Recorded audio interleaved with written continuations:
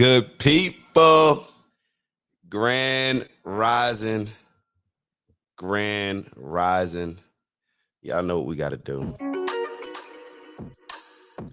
It's Friday. Hopefully we got some good energy that's going to be spread today.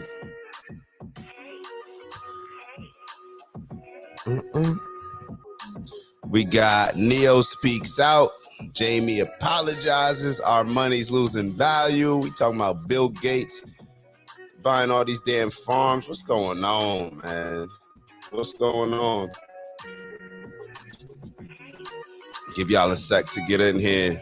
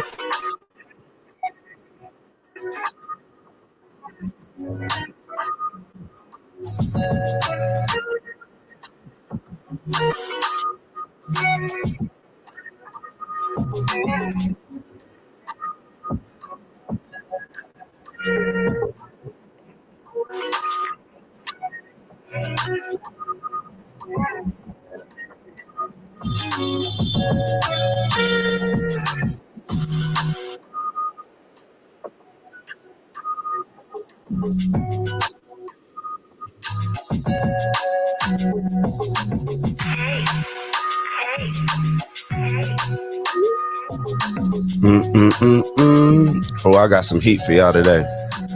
Got some heat for y'all today. All right. Oh, hold on. Gotta grab my book. One sec.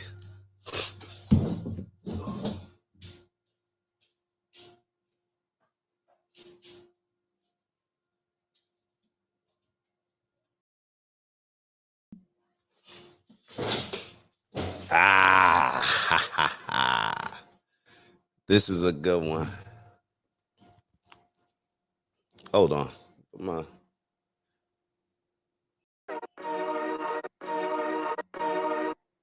Y'all know damn well that ain't my track, bro. I play one song on here. That's it. All right.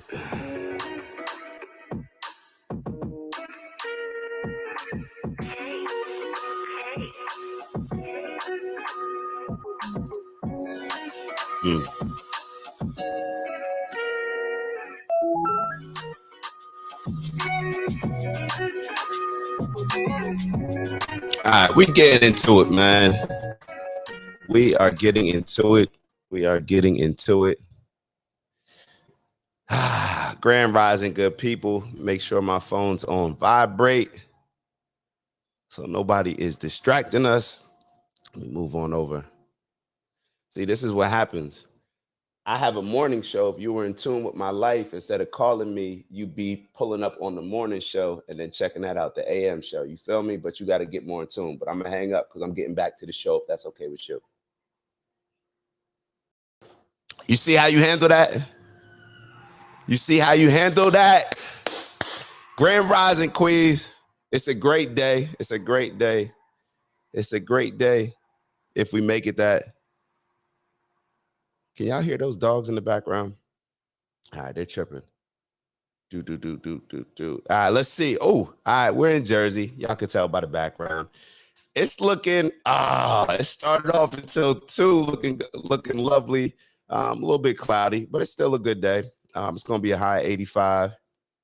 And then we got, let's see, we got in Miami. I may get up out of here, go there tomorrow. Looks like a high 92. It's sunny. Yeah, let's get to it. It looks like in Miami, it's getting away from that rain every day. For the next 10-day forecast, I only see 2 days with rain, one with 40%, one with 30%. None of y'all care, but I do. Good to see you. Good to see you. All right, so we're going to get right to it. We got my brother Queez in the building. We're getting back to the power of awareness. Kiki's in the building. Kiki, come down to Miami this weekend. Pull up in Miami. We doing a link up, Miami link. I got a couple homeboys down there. A couple homies down there. We got to do that podcast with your homegirl, Kiki. We got to do that podcast. But yo, all right. So real quick, let's get through this. The power of awareness. I want to touch on this renunciation chapter real quick for a couple different reasons. Not going to read the whole chapter, but y'all know these chapters are only, 1 or 2 pages mostly. But let's get to it. All right, renunciation. And I'm just reading the highlights. There is a great difference between resisting evil and renouncing it. There is a great difference between resisting evil and renouncing it. When you resist evil, you give it your attention. You continue to make it real. When you renounce evil, you take your attention away from it and give your attention to what you want. Now is the time to control your imagination and give beauty for ashes. This is a quote. Give beauty for ashes, joy for mourning, praise for the spirit of heaviness, that they might be called trees of righteousness, the planting of the Lord, that he might be glorified. I didn't highlight that part, but just wanted to, read the whole thing. You give beauty for ashes when you concentrate your attention on things as you would like them to be rather than on things as they are. All right. You give beauty for ashes when you concentrate your attention on things as you would like them to be rather than on things as they are. You give joy for mourning when you maintain a joyous attitude regardless of unfavorable circumstances. You give praise for the spirit of heaviness when you maintain a confident attitude instead of succumbing to despondency. You become a tree of righteousness when the above mental states are a permanent part of your consciousness. You are planting of the Lord when all your thoughts are true thoughts. He is I am. All right. He is I am, as described in chapter 1. I am is glorified when your highest concept of yourself is manifested. Whew. Prune your imagination by withdrawing your attention from all unlovely and destructive ideas and concentrating on the ideal you wish to attain. That one hit hard, bro. My big bro Rick's in the building. Yo. Yes, sir. Yes, sir. Bez G back. Bez G, man, forget the book. My peoples is here. Bez G back. Love you too, big bro. Bez, wake up call, checking in from Madison, Wisconsin. All right, yo, so renunciation. I had to look up the definition of renunciation. It means the formal rejection of something, typically a belief, claim, or course of action. All right, so when we look at society right now, are we rejecting certain things that we see that we dislike? Are we resisting them? Are we renouncing them? And it's funny, as I was reading this is saying when you renounce evil, you take your attention away from it and give your attention to what you want. That's something that I struggle with. When I see something going on in the world or anything that I may see is not righteous, We always talk about that good versus evil battle. When I see those things, for me, it's natural. Like, yo, you got to say something. If you don't say anything, then that other side that keeps using these bully tactics, pushing whatever their agenda is, it's going to keep growing. And in a lot of situations, we see that's what's occurring today. Whereas stuff that we couldn't believe would be okay in our minds 5 years ago is now becoming the norm. And I see that as a problem because I see it as, oh, that's because nobody's stepping up. Nobody's saying anything. Nobody's actively resisting. But then, I do it's not a Bible study, but I do, I don't know, kind of just a conversation with some close friends of mine. I did it yesterday. And that was one of the things that I was, applying, where it's like, yo, we got to say something. Like, you can't just sit back, where the lesson was mostly, be kind, talk with a tongue of milk, all these different things when you're resisting evil, when you're resisting all these things. And for me, I'm like, nah, give it to them direct, say exactly what it is. And you got to fight back against it. Just use the same energy that they're using and maybe more. But of course, be smart, use strategy and tactics. But this, what I'm receiving, maybe I need to try a different strategy, because instead of giving it attention by using my style of resisting, I'm still giving it life. I'm still breathing life into it, rather than just ignoring it and putting my attention elsewhere. And maybe that's kind of the path that I'm in right now, where I'm transitioning to a point where instead of giving this certain thing attention, instead of going on and saying, what the hell are y'all talking about, kids getting gender changing surgeries, instead of going on and, being aggressive and direct with it, maybe the answer is something that I never thought would be the answer. And it's maybe just leaning into religion, leaning into something that has the principles that align with what I believe in, rather than saying, I don't like that, that's wrong, all this stuff. Maybe to say, maybe the real answer is to offer something else that people can grab hold of. You know what I mean? So I don't know. Like I told y'all, it's natural for me to just go back, just like Rick saw at the dinner when my other homie, Jason, he decided to get jokes on these fly ass glasses. And I'm like, bro, like, you really want to go there? Like, come on, bro. Rick saw what happened, and that was just my natural response. But maybe it should be a little bit different in a setting as far as when it comes to society and whatnot. But I don't know.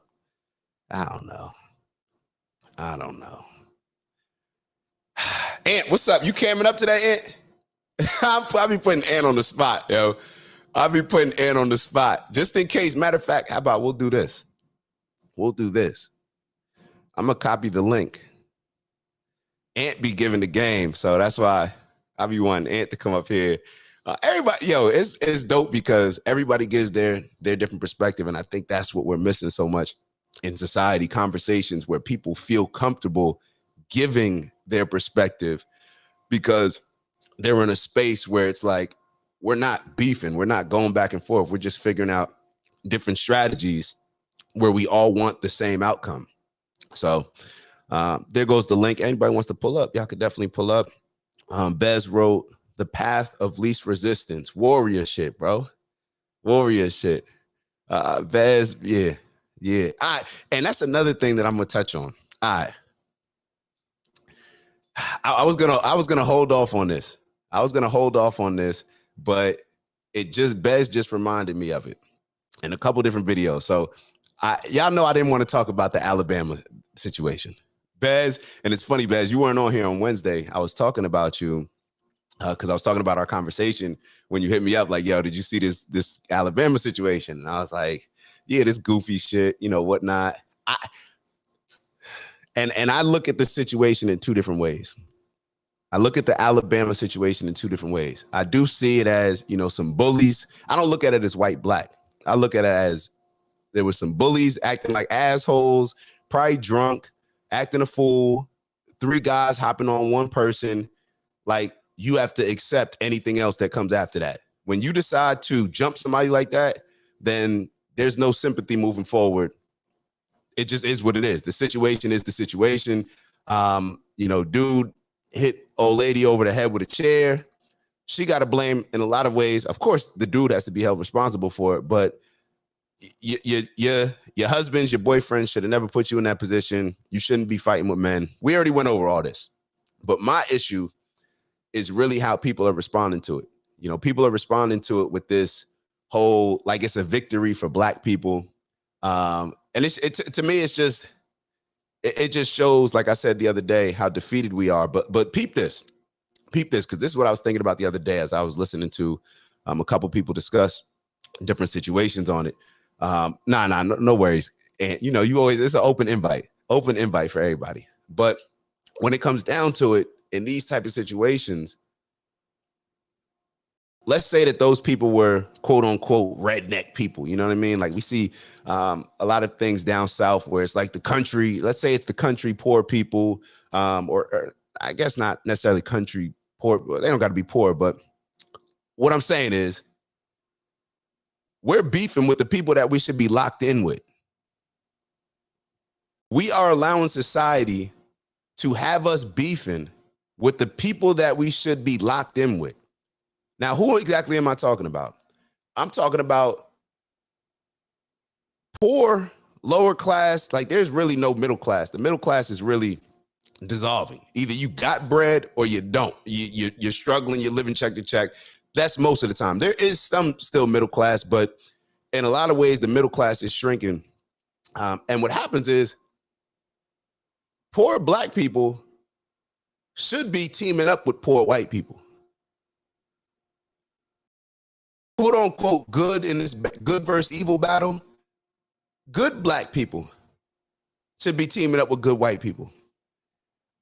We are fighting each other when in all actuality, we should be working together to fight the government, to fight different things in society that we all don't agree with. But instead, what do? They have us fighting each other. So therefore, what would be their biggest nightmare? What would be the biggest nightmare to the powers that be? The powers trying to be. I don't even want to give them give them that power to say the powers that be. The powers that are trying to be, because they're always trying. They live in this, what's the right word for it? This panic state to where they're always scared that they're going to lose power. Because that's what happens when you have it. The people at the bottom, they're not necessarily living in that scared state because they don't have it. But their biggest fear, the people at the top, are the people at the bottom coming together and using the energy that we've created to make them hate each other, to work together and to say, you know what? We're going to overthrow these people at the top. So just like we talked about in They Cloned Tyrone, I know it was just Black people that came together in that movie, but it was two people that were beefing each other, right? Two gangs that they had to come together to overcome the bigger threat. And we're not looking at this type of stuff. All we do is focus on the little goofy stuff. Like we're focusing on an Alabama little scuffle. It's a scuffle. Nobody got shot. Nobody got killed. I don't even think anybody really got that harmed. We're focusing on a little scuffle. Meanwhile, we got other countries creating currencies where the US dollar is no longer going to be that one throughout the world, to where our dollar, think about it. We are not self-sufficient as a country. So therefore, we rely on a lot of stuff coming in from different countries, a lot. So if they create a dollar and say, oh, we don't need America. That's like what Africa's saying, like, yeah, we good. We don't need your help, Biden. We good. We good over here. We good. We are the plug. Why would we need y'all? Y'all just been convincing everybody, including us, that y'all the plug. So when Africa teams up with Russia, teams up with China, I believe that's the team, and they come together to create something, that's going to decrease the value of the dollar. So now they're selling us stuff that we rely on, right? So a lot of the stuff that we rely on, made in China, made over here, that price is going to go up, where our dollar, the stuff that we're spending, we're already complaining about inflation now. Imagine what's going to happen now. Like, we're paying attention to the wrong shit. We're focused on the wrong shit. Grand Rising, Janae. Grand Rising, Janae. Grand Rising, Ling. When you say we, who are you referencing? Generalizations aren't always accurate. When I say we, regarding who? From now on, when I say we, I'm talking about the good ones, the good versus evil. That's the only battle I'm fighting. I'm not talking about black people. I'm not talking. No, I'm talking about if I'll be specific as I'm moving forward. But I told y'all before, my tribe, everybody's tribal. My tribe is not, oh, I'm rooting for everybody black. No, I'm not doing that. Y'all could do that shit if y'all want. That's not me. I'm rooting for the people that I rock with. I'm rooting for the people that I rock with. The people that have the standards, the values, the morals that I have, that I align with. That's who I'm rocking with. That's my we. My we are the people that support me. My we are the people that I got in my life that put up big bread to help me go to a conference, to be around great people. You know what I'm saying? Like that's my people, bro. My people is not just, oh, you know, we black. If I looked at all of my people, most of them, just being honest, would be black, but I don't categorize it like that. That's such a trivial, like animalistic way of categorizing people. Nah, bro, I'm not rocking with you just because you're black, and I'm not rocking with you just because you're white. That's goofy shit. That's exactly what has us in the place that we are in now. That's the shit that we complain about. So we complain about it, but then we allow everything that we were indoctrinated with to impact us in a way where we're doing the same thing. And let's keep it real. Black people ain't in no damn position to even have no race war. You ain't got no damn guns. All of your quote unquote soldiers that would be your soldiers, they getting locked up. Like, knock it off. Like, we need to be teaming up with a lot of these country folk down there that are white, that are fighting for the very rights that, think about it like this. They're fighting for those gun rights. They're fighting for a lot of the stuff that Democrats have convinced black people, oh, you don't need your guns. Turn your guns in. You don't need them. Meanwhile, your white neighbors are like, hell, I want my damn guns. Shit, I need my guns. They're fighting against the government, bro. We got beef with the same people. What is it? What is that saying? The enemy of my enemy is my friend. Like, we're looking at it too simplistically because the power's trying to be, the people at the top, all they want us to do is be fighting. We've looked at that crab in a barrel mentality only as if it applies to black people. That's how we look at it, as if it only applies to black people. No, that crab in a barrel mentality applies to, that's the powers that be trying to be, the people at the top looking down and making sure that everybody's fighting. Everybody's in a rat race fighting for materialistic things. Nobody has a moral compass. Nobody is in tune with their spirituality. Nobody's in tune with their frequency that they're on. Instead, everybody's just beefing. Everybody's just mean mugging. Everybody's walking around not speaking to people. Everybody's walking around looking down at their phone. Like Ant said the other day, the phone is the new God. Like, we're in a fucked up place. And another thing, all of these things that are happening, I'm going on a rant. I'm not apologizing, but yeah, all these things that are happening. And let me read your next comment first. I think that's an ideal mindset, but all black people aren't fortunate to have the experience to think that way. Forget your experience. This is strategy. If your experience tells you one thing, you can't live in your experience. You have to think above it. That's why you have to surround yourself with different people that are like-minded rather than just like-skinned. You get what I'm saying? You're always going to be at that animal level. So you can sit there and use, your experience, your environment as the reason why you may think the way you think, why you may move the way you think, and you may be cool. That's a valid excuse, but it doesn't help us get better. It doesn't advance us. And that's another reason why we need to be very careful with the celebrities we're worshiping, the people that we put in power. Because let's be real, Janae, you and I can sit here and have whatever mindset, but it's not going to impact the millions of people, the billions of people that need to hear it. So that's why, even more importantly, we need to be very selective with the people that we allow to lead. The Barack Obamas, the celebrities, all these different individuals that we worship. Shoot, I was going to go on, but dang, I just lost my train of thought. But it'll come back. It'll come back, man. This is just, I don't know. This is what I was going to say. Oh, this is going to get y'all. This is going to get some people upset. Yo, if you believe in God or if you believe in universe, whatever you believe in, the reason why we having all these natural disasters, I was really having these thoughts yesterday to where I was just sitting there like in my thoughts. And I'm like, damn, all these natural disasters, you got these weirdo shark attacks going on. You got these random fires. It just seems like we're seeing more. And I get that because of our phones, we're now exposed to a lot more than we were before. But a lot of weird stuff is happening with the environment, whether we want to admit it or not. And in my opinion, if we believe that we're spiritual beings, right? We believe that if you believe that all of this was God's creation, you believe all of this is God's creation. A lot of people believe, I believe that we have a spiritual connection with the ocean, with nature, with plants, with all these, with the moon, with the sun. I really believe that. When I'm sitting out on the beach and it's at night or in the morning, first thing, I feel something. Like I feel a connection. I feel an energy. It just is what it is.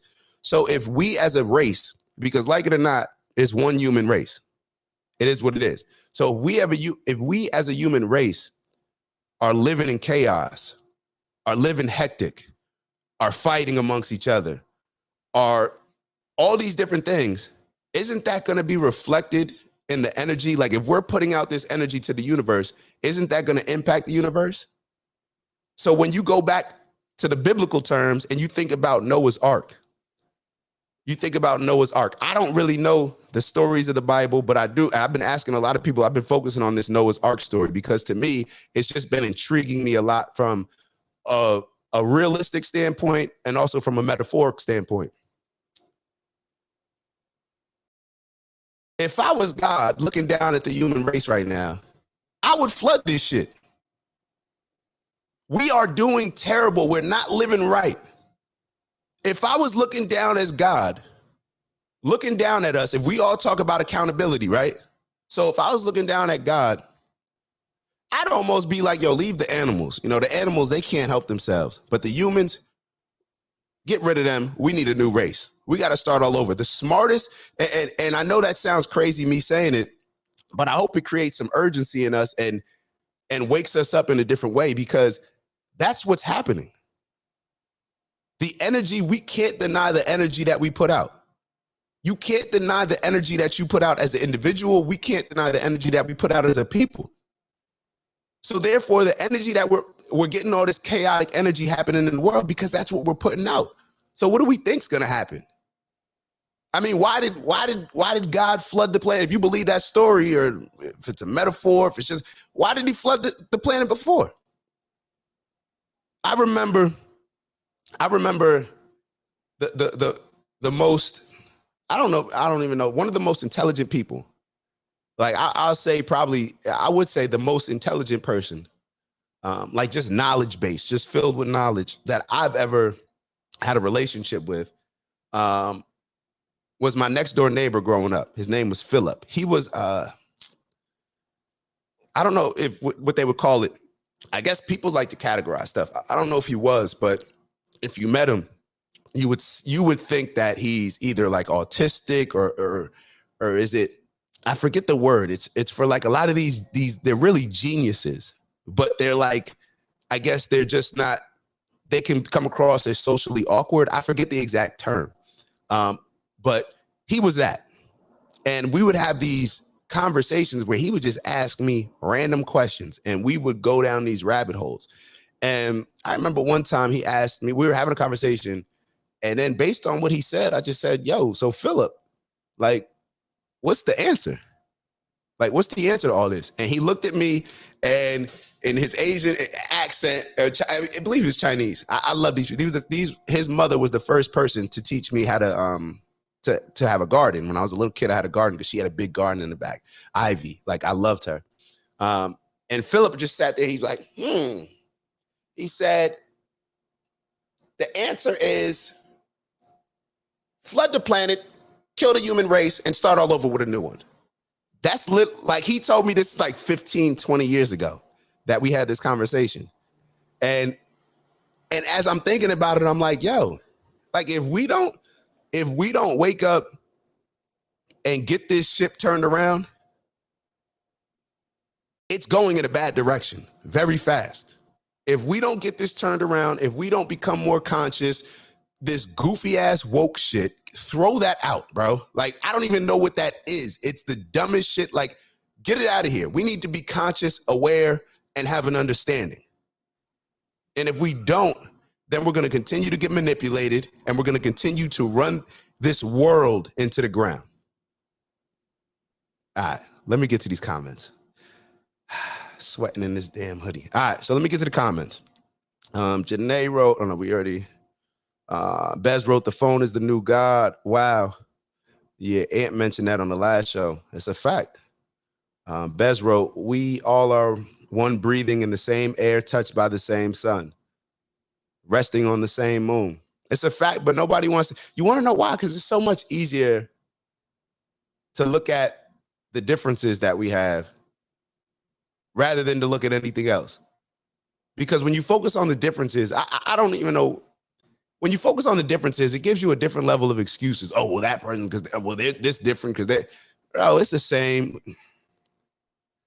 Yeah, it's, Janae wrote, I'm just thinking realistically about shifting mindset. It's one of the most difficult things to do. To say, think outside of your experience and expect behavior change isn't a highly practical approach. I'm gonna tell you why thinking outside of your experience and just by saying it is a practical approach. We live in a world right now where if everybody adopted saying one thing, then it would spread like wildfire in a day. Look what happened with COVID. Just by people saying certain stuff. You can say, oh, this particular thing does this, and everybody believes it. Oh, we have an antidote. Take this, and we believe it. The problem is we listen to the wrong people in what they're saying. And the problem is nobody says shit that is relevant to speaking against the evil that's going on.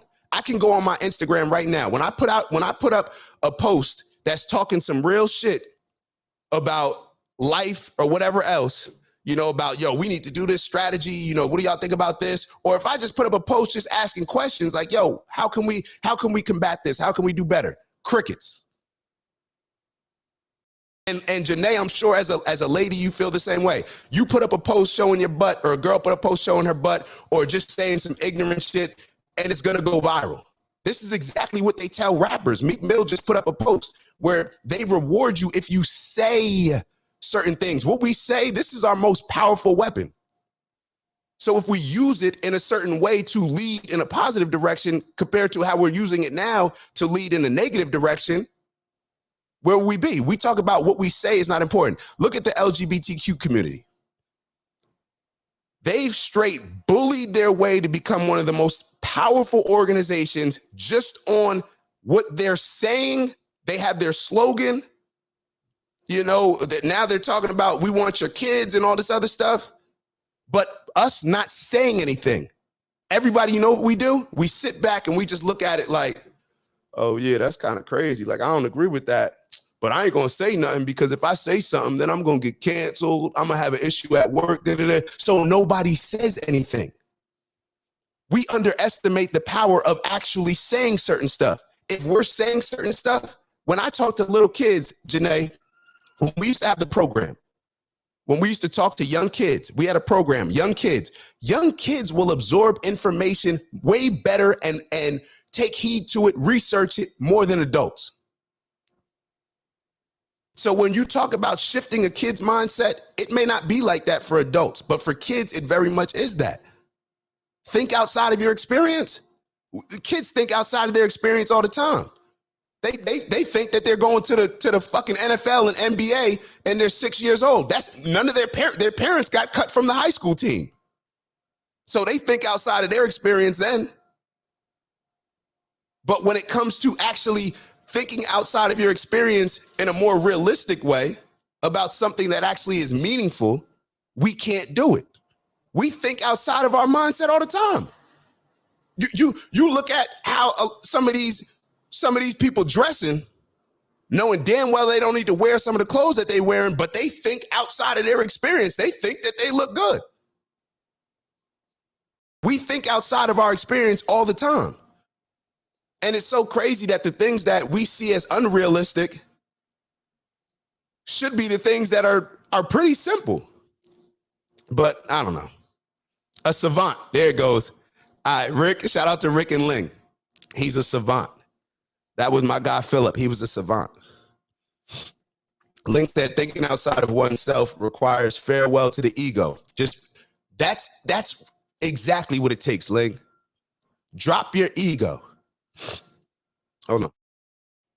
Drop your ego. I've shifted my mindset so many different ways. And I'm a very passionate person.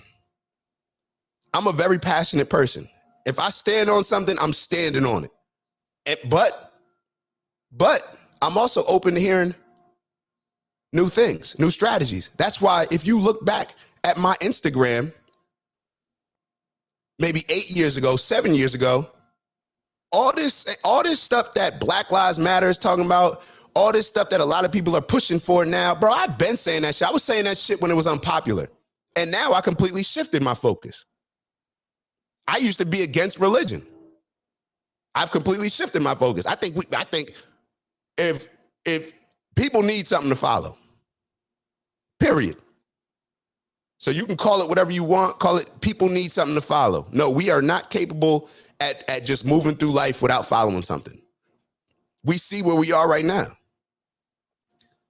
Janae wrote, I mean, it's practical in that you can say it, but if you tell me COVID isn't real and I've actually had someone die of COVID, it's going to be harder to convince me that this isn't a dangerous thing. To me, it wouldn't be, but you got to drop down your ego. You got to drop your emotions. And even if somebody, see, with information, if you're able to receive information, if you're able to do the research, see, most people don't want to do the research. If you look at COVID and the deaths that occurred with COVID, I don't know, maybe it's different because I'm actually in healthcare. I know that hospitals, there were people coming in for motorcycle accidents. They got killed in a motorcycle accident. They would test them for COVID. And then if they came up positive for COVID, they're listing as a COVID death. Like, I don't, what's so funny to me is that the very same people that say that we're being oppressed, we're getting the white man, the white supremacy and all this other stuff. Then when COVID comes out, it's, oh, believe the government. Believe everything that they're saying. How are we so skeptical and we live in this victim mentality to where we feel that society is after us? Society's after us. They did this. We'll go down the biggest conspiracy theory when it comes to anything else. But as soon as COVID happens, it's no, believe them. And how they got us is with fear. They know that they can control us with fear. They know that they can control us with fear. So therefore, we're just believing everything. We believed when Pfizer came out and said, "Oh, this vaccination, it prevents the spread." But then it came out, if you actually do the research and look at the Supreme Court hearings, when they asked Pfizer that, Pfizer said, "Oh no, we didn't even test if it stops the spread." All you got to do is just look into it with a little skepticism. We have skepticism in every single other area of our life, but then when something happens like COVID, it's no, believe them, believe the government. And why? Because it's fear-based. Because once they scare you, they can convince you of anything. Even though there may be details about COVID that may shift my mindset about what I actually believe about the disease, if that makes sense. Yeah, people die. I think a third of the COVID deaths were nursing homes, either people that worked at the nursing home or people that were in the nursing home. People die. Like, it is what it is. People die. And I'll tell you why else the word, people's word is so important. You can convince people. If you scare people, you can convince people. What was I just did where's my book? Hold on. I got to get my book. We just did, this was the exact same, hold on.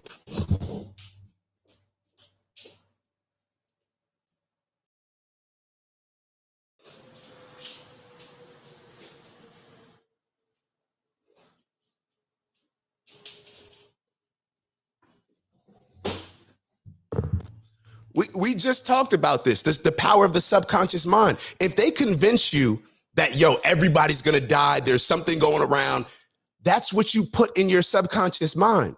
That's the energy that's put out. So therefore, more and more people are actually going to die. Everybody should look up those placebo experiments. If you have never looked up a placebo experiment, you should look up a placebo experiment. A placebo experiment, let's say they have 200 people. 100 people, let's say everybody's sick. 100 people, they tell everybody, we're giving everybody medicine. It's going to heal you. 100 people, they actually give the medicine. The other 100 people, they actually give them like just little like capsules, but there's actually no medicine in it. So when they're giving, and what they found out is that they heal at a very similar rate. Why? Because they think it. If you put it in your subconscious mind, oh, I have medicine, it's going to heal me.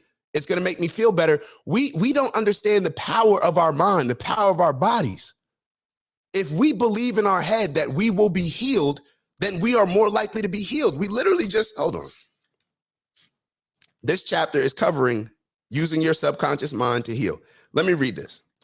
Down through the ages, men of all nations have somehow instinctively believed that somewhere there resided a healing power which could restore to normal the functions and sensations of man's body. They believed that this strange power could be invoked under certain conditions and that the alleviation of human suffering would follow. The history of all nations presents testimony in support of this belief. This chapter is called Mental Healings. For example, in the religious of antiquity, priests in the ancient temples gave drugs to the patient and practiced hypnotic suggestions prior to the patient's sleep, telling him that the gods would visit him in the sleep and heal him. Many healings followed. Obviously, all this was the work of potent suggestions to the subconscious mind. After the performance of certain mysterious rites, the devotees of Akkadi would see the goddess during sleep, provided that before going to sleep, they had prayed to her according to weird and fantastic instructions. They were told to mix lizards with resin, frankincense, and myrrh, and pound all this together in the open air under the crescent moon. Healings were reported in many cases following this grotesque procedure. It is obvious that these strange procedures, as mentioned in the illustrious given, favored suggestion and acceptance by the subconscious mind of these people by making a powerful appeal to their imagination. We control it in our head. If they convince us, yo, everybody's going to die from this disease, people put that in their subconscious. So that way, when they get the regular flu, now they're scared to death. And now they think they're going to die. They're telling themselves that they're going to die. And what ends up happening? Speech is the most, Quiz, you said it. Speech is the most powerful weapon we have. The tongue is mightier than the sword. And Janae wrote, I agree that it applies different for children versus adults. And that's the hard part. It does. As adults, we get more and more cowardly. We have less courage. With more and more, quote unquote, we convince ourselves that, oh, because we have more responsibilities, then we can't address certain things that we would as kids. Kids, I put up a post on this yesterday. Kids have more of a moral compass than adults. They have more principles than adults. They have better values than adults. If you tell a kid a situation, any situation, tell a kid, tell a 5-year-old, tell a 7-year-old, explain to them the story. They're going to say, you were wrong. You were right. It's simple. Adults will be like, well, you know, because this may or not be, but this kind of aligns with that. So therefore we can't say this. Kids just keep it real. Kids understand right, wrong. There's no in between with them. But as we get older and older, it's like we get dumbed down to just accept what society's pushing towards us with the indoctrination rather than what we naturally inherit as kids. Ling wrote, fear grips the heart of the hypocrite. Janae wrote, I agree about the reality of COVID, LOL, but making the point that experience matters. COVID, racism, whatever the example with changing people's mindsets, of course, experiences matter. That's why for certain individuals, if their experience is one thing, then they may need to hear it from a bunch of different people or the right person. Because what ends up happening, in sports, what did they always used to do? They used to have people come to us. Our parents can tell us, do this, do this, do this. And we ignore it. But then all it takes is some random person that never met us, never known us, but somebody that we actually look up to say it. Oh, yeah, I got to do this. Meanwhile, your parents looking at you like, bro, I just told. It's because we need influential people. We need to we control the influential people. We control the celebrities. We control them based on the money that we spend. We control everything, but we're not putting pressure on them. Instead, we're allowing them to indoctrinate us when we should be putting pressure on them to allow or not allow the messaging that they're putting out. And it's just backwards. Ling wrote, the brain doesn't take a joke. Facts. Bez wrote, Vietnam War, they ran out of medicine to perform surgery, so they gave soldiers salt water and they went through it thinking it was medicine. Bro, this is why they want to put us in oppressive environments, just depressing environments. Do you know how I tell my parents this all the time? Like, if I talk to my dad, like, yo, what's up, dad? How you doing? My back is a little, and I tell him all the time, stop saying that. You're 75 and you could do 10 pull-ups. Bro, you're healthy. Life is amazing. You swim better than me. You're healthy. Life is great. I'm healthy. I am healthy. And if you adopt that mindset rather than one that's always, like we all know these type of people where bad stuff just seems to always happen to them, because I'm moving past my dad. I'm not talking about my dad anymore, but just random people we know in life that stuff like that always happens. They always fucking complaining. They're always bringing up some negative shit, focusing on some negative stuff.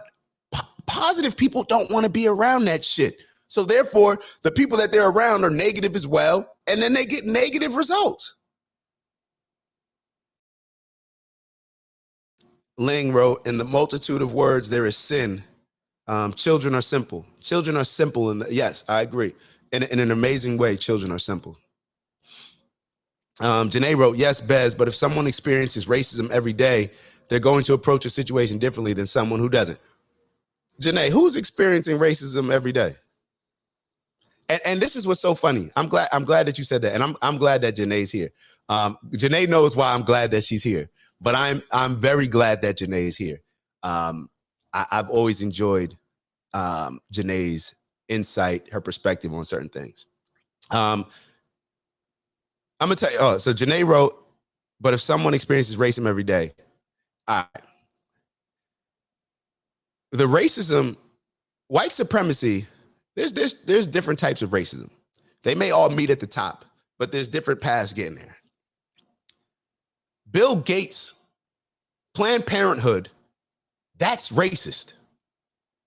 If you look at Bill Gates' history, if you study him, that's racism. But you know who he's aligned with? He's aligned with all the Democrats. So he's aligned with the group that all the quote unquote, and Ling, let me be very clear who I'm talking about now, Black people vote for.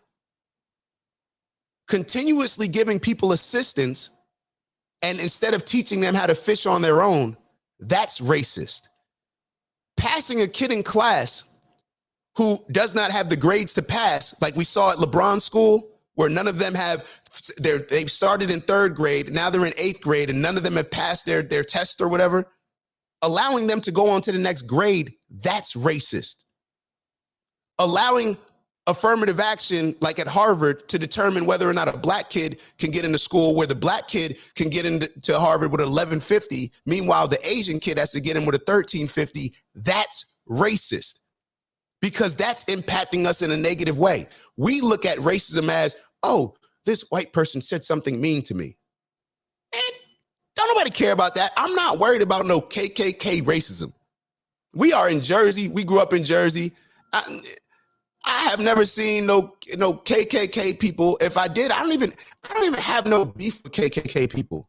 To be totally honest, my how I see the world probably aligns with more KKK people than it does with a lot of others. They don't want to fuck with me. I don't want to fuck with y'all. Like, yo, we good. You keep your shit over there. I keep my shit over here. What's up? Marcus Garvey, one of the greatest people to walk this planet, worked with the KKK. Think about that. Marcus Garvey. See, Marcus Garvey, he was more advanced than Malcolm X. He was more advanced than Martin Luther King. He actually put plays. He understood the business of it. He understood how to bring people together, how to establish cities, how to establish groups, how to set up import. He had shit coming in importing like, yo, we look at racism the wrong, racism, this little petty racism that, who's dealing with racism every day? I don't know. Maybe I'm off. If somebody here is dealing with racism every day, please tell me how you're dealing with racism every day. Please describe it to me, because I don't feel that shit. I don't even acknowledge it. Y'all heard what the book said. Hold up. We getting back to the lessons. Y'all heard what the book said. There is a great difference between resisting evil and renouncing it. When you resist evil, you give it your attention. You continue to make it real. When you renounce evil, you take your attention away from it and give your attention to what you want. Fuck racism. I don't even acknowledge it. It's too weak. If it is impacting me, then they need to come harder because it's not affecting me. Life is amazing. That's my mindset. I may be completely wrong. I don't care. I don't care if I'm wrong, because it puts me in the right mindset where I can go around day to day, do what I need to do in order to take care of the stuff that I need to take care of. Fari wrote mental weakness, bro. Ant wrote Tafari in the building. Yeah, big bros in the building. Janae wrote, power of the tongue is real. And I do believe in this too. Energy you put out is what you get back. Facts. If we put out certain stuff, so all this energy that we're putting out, celebrating like black people just made the ancestors proud, just all this other goofy shit that we putting out. All right. We'll see if we're ready if the shit comes back. We'll see if we're ready if the shit comes back. Janae the illest. Facts. Far yo Ed. Janae wrote broad strokes saying every day. But even if you look at Alabama versus New Jersey, I don't think the brawl would have played out the same way if it was in a different place. Perhaps. I don't know how it would have played out. Like, and let me be very clear, Janae. My issue is not with the brawl. They had a little scuffle. It is what it is. So what? My issue was where I saw people on the sideline amping it up, just like that security guard was amping it up, throwing his hat in the air, doing dumb shit. He really wasn't trying to do nothing. Like, everybody got amped up. Even the security guard, when after like in the middle of it, when he's walking away, he's like playing to the crowd, like saying like, yeah. It's like, I don't even look at that as a serious situation. Like, it's just a scuffle. It happened all the time in college. You know, you go to a college, but it just happened all the time. It's not even a big deal. What I'm talking about is afterwards, everybody on social media putting it out as like with a fist, acting like, oh, this is black power. Like, knock it the fuck off. Bez wrote, all white people can't be racist. Racism is about oppression and power. Janae wrote, yeah, you and I have the liberty of thinking that way, but can't say for sure I would have my same mindset if I was living in Alabama, where it's unsafe still for black people to be out after sundown. Janae, you ever been to Alabama? Who said it's unsafe to be out in Alabama after sundown? Like I said, I may not know. Maybe it is. But you know what's so funny? The NAACP put out the same thing saying that it was unsafe to live in Florida if you're black or LGBTQ. I live in Florida. I don't feel any of that shit. Matter of fact, if you look at the stats where black businesses are doing the best and growing at the highest rate, it's Florida. Look at the stats where Hispanic businesses are doing the best and growing at some of the fastest rates, it's Florida. But all they do is the fear-based thing again. It's the fear-based thing again. I'm not saying there's not these sundown towns, you know, but yo, I've lived in Indiana. And I know Indiana, that's where the KKK started. So and one of my homeboys, he went to school at Indiana State. I believe the KKK started near Terre Haute, Indiana. I don't see, and of course, like, when you're playing ball, it's a little different. But even when I'm talking to people, everything is amplified. Look at it like this. If somebody in Africa or somebody in England or somebody in Australia, imagine how they think Chicago is. Imagine how they think about Chicago. Imagine how we think about the Middle East, right? Imagine how they think about Chicago. You would think that Chicago is just like this war zone. You know what I mean? You know, people come here, I don't want to go to Chicago. But then ask Kamari about Chicago. And look at people's stories. You're like, oh, this is an amazing city. You know, everything is amplified when it's told in that telephone game type of thing, in my opinion. And Janae wrote, that's my point. You don't feel it because your experience is vastly different. No. Everybody is using it as an excuse. Everybody is using racism as an excuse because it makes you, it gives you the excuse and the out to not hold yourself accountable to becoming successful. If we could just sit back and say, oh, well, that's because of racism. That's because of racism. Everything is because of racism. Meanwhile, you look at the Jewish culture, when they experience the stuff that they experience, when they cheers, I was just talking to my boy Rick about it. Rick's Jewish. Every time they toast, and I've been to these functions, they tried to kill us, they couldn't. That's what they stand on, bro. Never again. They use it to uplift them, to give them the energy they need to, like, yo, that's never happening again. And look at what we did right after slavery, Janae. Right after slavery, we built everything. We had our own cities. We had our own doctors. We had our own grocery stores. We had our own banks. What destroyed it? Us wanting to seek validation from white people. That's what destroyed it. Us thinking that the white water tastes better. The white ice was colder. That's what destroyed it. We had our own shit, but we just wanted to desegregate so bad. Bro, who cares about desegregating? You think, all right, let's look at it like this. Do you think rich people care about desegregating themselves from poor people? Hell no. They want to keep as much of a distance in between them as possible because they don't want to eat at McDonald's and Popeyes and the Chicken Shack. They want to eat where they're eating at. They want their chef to be cooking them. But because we had such a slave mindset, and we still have it to today, to where we think that the white stuff is better, we go into it with the mindset, oh, we want to desegregate. For what? Look at all these, go to Queens. They got Chinatown, they got Polish town, they got where the Russians live, they got the Asian, they got the Filipinos, they got the Trinidadians, they got all these different people. Everybody's tribal. They have their own communities and they want their own communities. We had our own communities and fought and lost our lives to fight so we can desegregate with everybody. And desegregation is the thing that destroyed us.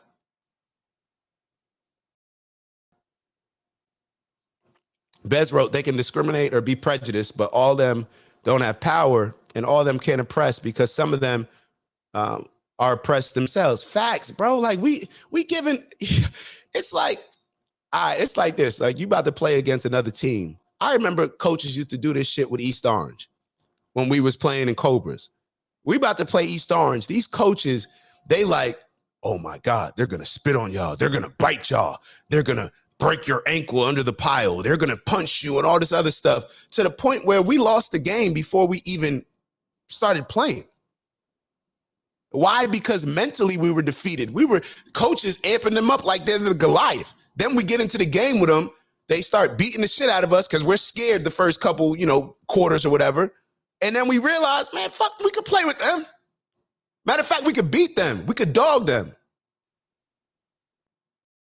That's the difference in mindset. Bro, we giving the ops too much credit.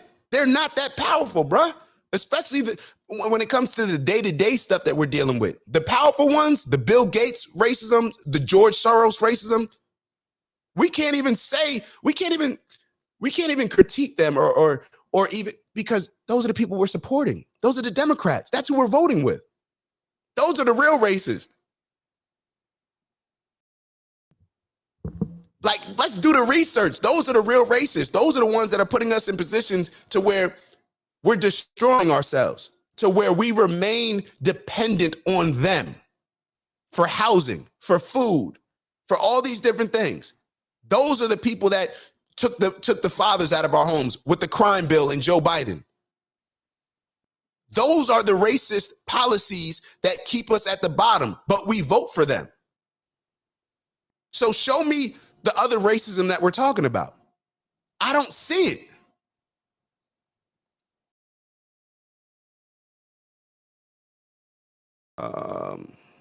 Queez wrote, racism comes from a position of power to oppress certain individuals. Tafari wrote, our biggest issues are victim mindset. I agree with both of y'all. A victim mindset and weakness. It's a fact, bro. Like, come on, man. Like, get off this victim shit, bro. If we keep accepting this victim stuff, we're always gonna lose, yo. We see it all the time in sports. You just see a sorry team because they got a sorry mindset. Their players aren't any worse. They just have a sorry mindset, a terrible culture. We have a losing culture. And if we're going to put all of our energy in to talk about racism, then why don't we focus on the shit that we do to ourselves? The dumbass music that we listen to and that we accept and are proud to put out as our culture. Matter of fact, hold up. I wasn't even going to show this. Hold on, man.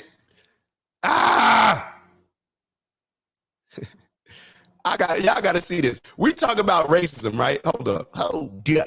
Let me share my screen. Then I promise you I'll get to all the posts. And Janae, I saw your comment. I'm gonna get to it, I promise.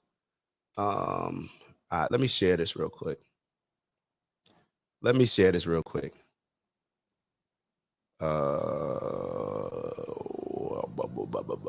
y'all ain't making me small like that. All right.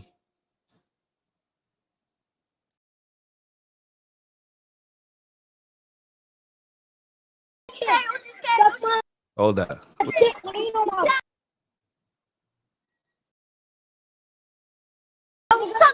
Suck my dick, nigga. Fuck you talking about? Suck my dick, why you care?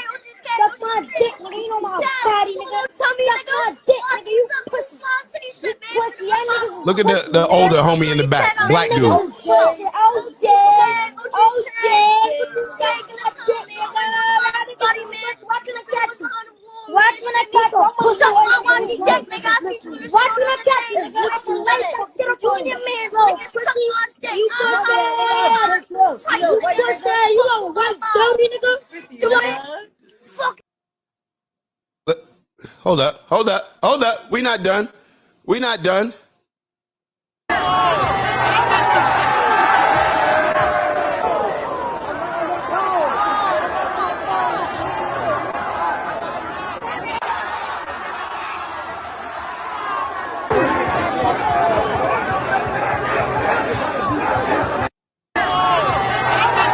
Bro, miss me with the racist shit, bro.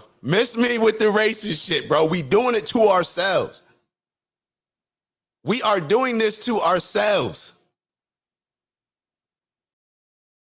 LOL, plenty of people be out in Alabama after sundown. Montgomery, Mobile, Birmingham, full of blacks. I've been. Facts. I was out there in Mobile for the Senior Bowl.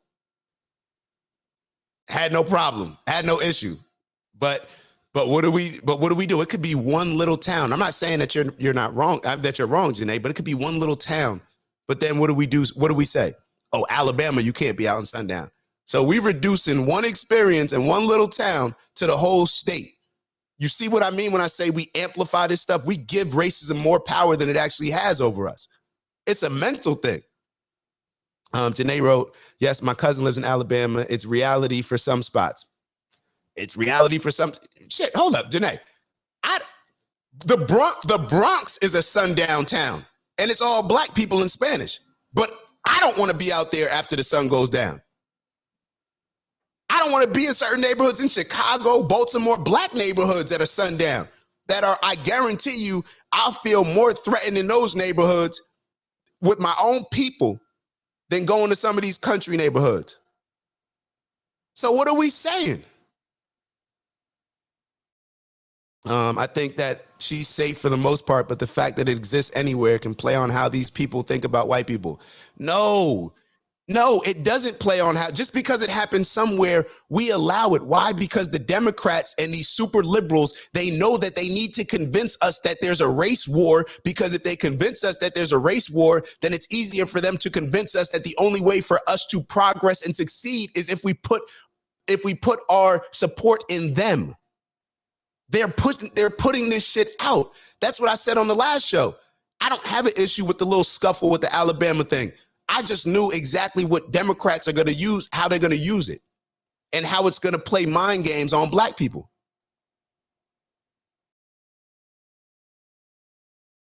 LOL, that the white ice is colder. Queez wrote, we don't have to go to those areas. Facts. Yo, everything is not supposed to be safe everywhere. Like, we live in this world where we talk about diversity, equity, inclusion. Bro, everything ain't meant for you.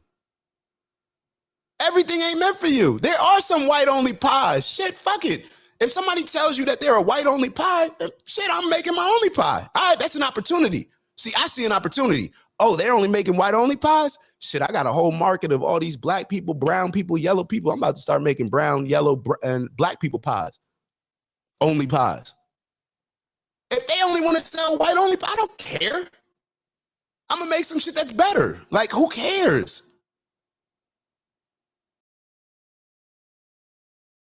Ant wrote, I was just about to say, the powers that be don't care about racial segregation. Financial classism is what keeps the rich rich. Facts.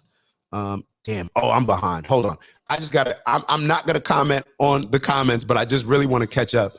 So, because I'm behind a few minutes. Bez wrote, Indiana has its town where it's definitely 99.7% white. LOL. Some speak, some don't. It doesn't bother me, nor do I expect them all to like me. Facts. Everybody don't got to like me. Like, they convinced us that if everybody doesn't like you, look at all this entitlement that we have. This entitlement. You go on the job. I'm doing that non-DE&I program, but I'm doing the DEI program on Tuesday. The company that I'm doing it for, they're talking about how a lot of their employees feel entitled and all this other shit. And if you know this company, their motto is like, be nice, be kind, like everything is just super nice.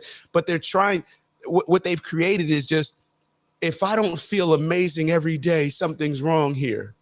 Like, I don't feel that I'm getting the support that yo, shut up.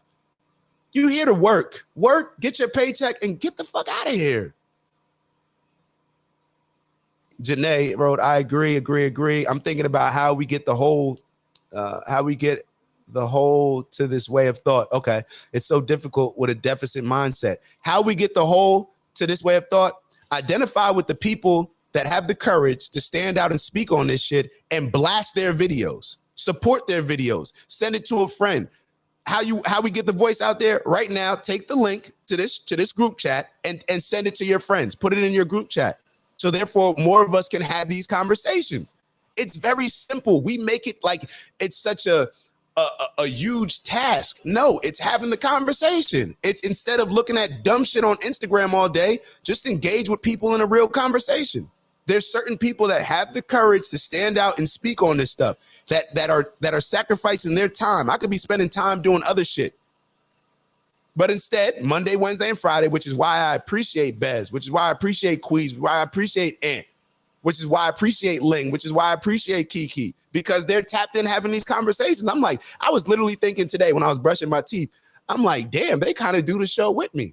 Like I be waking up sometimes like I don't even feel like doing this shit. Like I'm trying to sleep in or I'm trying to just go to the gym. I don't feel like talking to people. I don't feel like talking about this shit. And then I be looking at it and I'm like, damn, they tuned in. Like I'm like, shit, I don't know if I could commit to listening to somebody talk Monday, Wednesday, Friday, every, at 8, but people be locked. People make the commitment to get interested in a lot of this stuff. That's how we choose. That's how we change it like that. Fari wrote, going, little bro, go in. Appreciate you, bro. Bez wrote 100. Ant wrote, black pie's about to go up. Janae wrote, I want a red, yellow pie. See, like all this is just combos. We got to get more and more people interested in this. Ant wrote, word, Dak took a sick day, threw my whole morning off. Like, I appreciate that. And yo, it's funny. Kiki was coming at me too. She's like, yo, you playing hooky? I'm like, damn. But that shit made me feel it made me feel a lot of love to where it's like, yo, that's dope. Because I'll be totally honest, from my perspective, I always feel like I don't really tell a lot of people to tune in. I don't necessarily do a good job marketing it. I don't text the link to anybody. I just put it out on Instagram, and whoever wants to, join in, just because I know that it's hard for some people to get up and jump on at 8 and really, I don't want them to feel bad for not coming on. That's just, I need to change that. I need to be applying more pressure and be like, yo, nah, you need to jump on this. You need to do this. And so I'm very just appreciative of the people that consistently come on. I'm very just appreciative of it. Janae wrote, maternity leave. Now I have some extra time to chat in the morning. Hold up. Take the what? Leader, what? You was going to make that announcement like that, Janae? Maternity leave? And let me know if the noise, hold on. I got to close these windows. This noise is annoying. Hold on one second. They doing the lawn. Hold on. But Janae, really? You like, that's how you're going to announce your maternity, your pregnancy? Congratulations, yo. Hold on.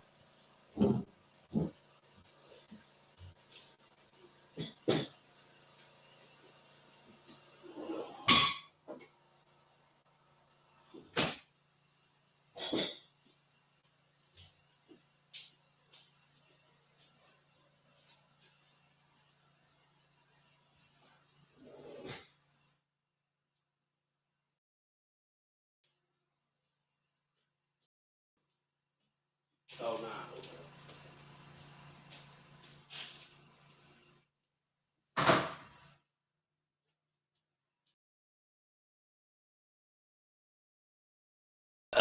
My bad. It was too loud. I don't know what they going on. Maybe it's the pool man doing something. All right, yo, back to these comments. Bez wrote that those women run companies with egalitarian mindset. Elaborate on it. That's woman ran companies. Elaborate on it. Bez, what you talking about? Give me some context. Janae wrote, good job marketing because it came up on IG. I appreciate that. Yeah, definitely. Congratulations, Janae.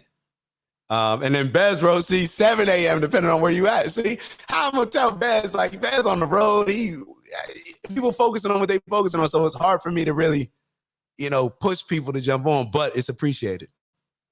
I put it on IG. That was the announcement. That's what the people do, right? LOL, facts, yo. I appreciate it. Now, I sincerely appreciate it because I'll be totally honest, yo.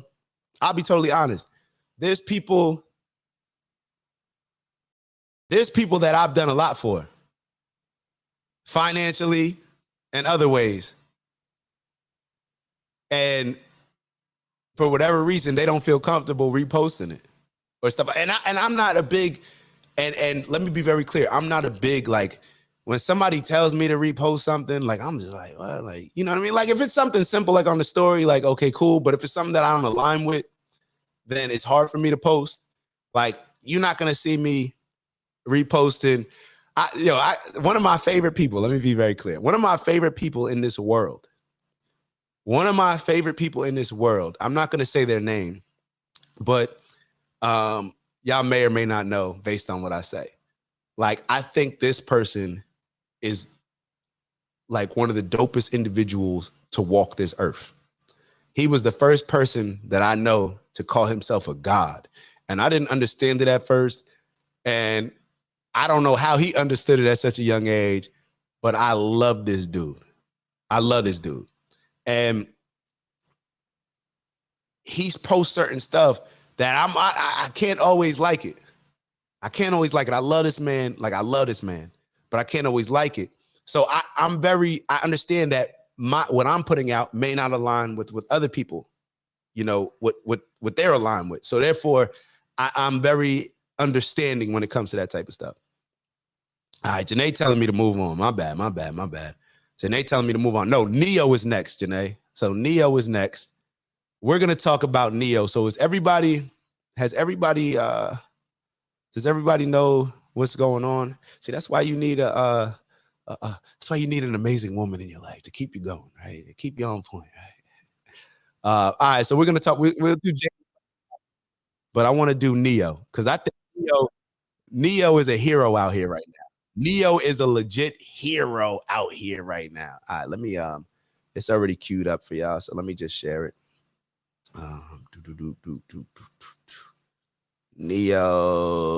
Neo, this is the one. Nope, that's not it. Well, that's one of them. Hold on. All right, here we go. We in theater mode. Good to go. Show on stream. All right, let's all right. So this is the interview that Neo did that caused him a lot of backlash.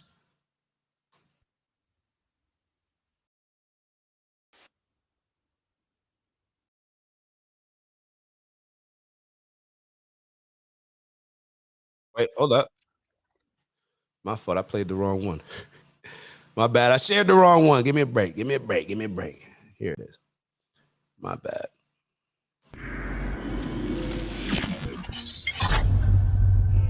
The man, Bez. I have no issue with the LBGT. I have no problem with nobody. Okay, Right. Love who you love, do what you do. Exactly. I just personally come from an era where a man was a man and a woman was a woman, and it wasn't but two genders, and that's just how I rocked. Me now, too. You could identify as a goldfish if you feel like. Right. I don't care. agree. That ain't my business. It becomes my business when you try to make me play the game with you. I'm not.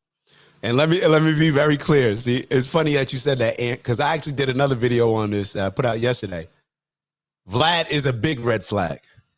I can't stand Vlad.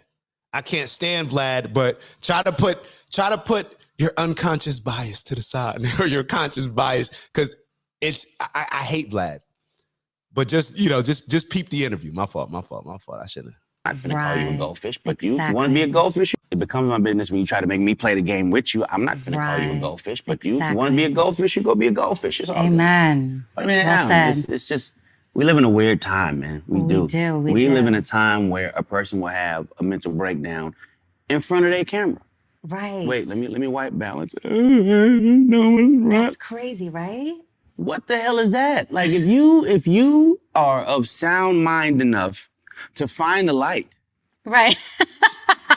and exactly. then break down, Exactly. ain't nothing wrong with you. Cut Right. that- man. No, there is something wrong with Whatever, you. something wrong with you. Right. But ain't nothing wrong with you. Like, man. Right, it's just, I right. don't You're know. you're adding to it. It's all how we deal with life. Yeah, you know, yeah. and a lot of people want pity, self-pity. And I don't listen, like that. that was one thing that was not allowed in the house that I grew up in. It's like, okay, get your cry out, Right. give that its moment. But once it's done, keep moving. That's right. We're not gonna sit and dwell in sorrow. We're not gonna No. sit and dwell in anger. We're gonna give those emotions the moment that they deserve. Amen. We're gonna respect those emotions. But then we're gonna get up and continue moving, because it's not about the fall. You can fall a million times. You get up 1,000,001. That's the way I was raised. Me too. Yeah, like, all right, that hurt. Go ahead, cry. Now they pamper, oh my God, and Trigger let's go to the warnings. ha- What the right. hell is a trigger warning? Yes, exactly. It's just when I It just is don't know weird when the times. world became so sensitive. Soft. Like comedians can't tell jokes no more. No. Like, everybody's offended. It's a joke. It's Right. a comedian. Right. It's a joke. You're not supposed to take it serious. It's a joke. Right. His literal job is to joke. And you About everyone. About everyone and Right. everything.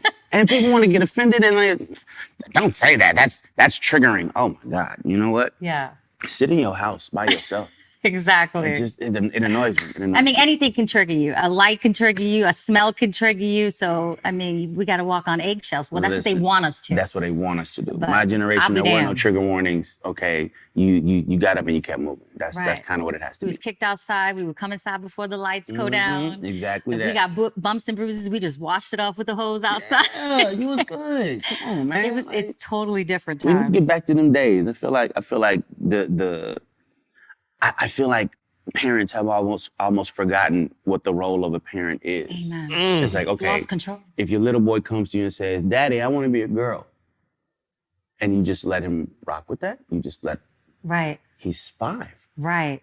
And where did he get that If from? you let this 5-year-old boy decide to eat candy all day, he's gonna do that. Exactly. Like when did it become a good idea to let a 5-year-old, let a 6-year-old, let a 12-year-old make a life-changing decision for themselves? Right. When did that happen? Right. Like I don't understand that. I don't get that. And to medicate these young kids that are 5, 6, growing up and knowing that it affects their brain, it affects their organs, it makes them sick, but they're not allowed to do drugs, they're not allowed to do alcohol. Right. We can medicate He them can't up. drive a car yet, but he can decide his sex. Right, right. What sexual orientation, and he can cut off his pee-pee, and that, to me, that makes no sense And whatsoever. so I don't know if this is true, but I heard a rumor that they either passed or are trying to pass a law in LA that states if your child comes to you and asks to do some of these things and you say no, they can take your kid from you. Yeah, that's true.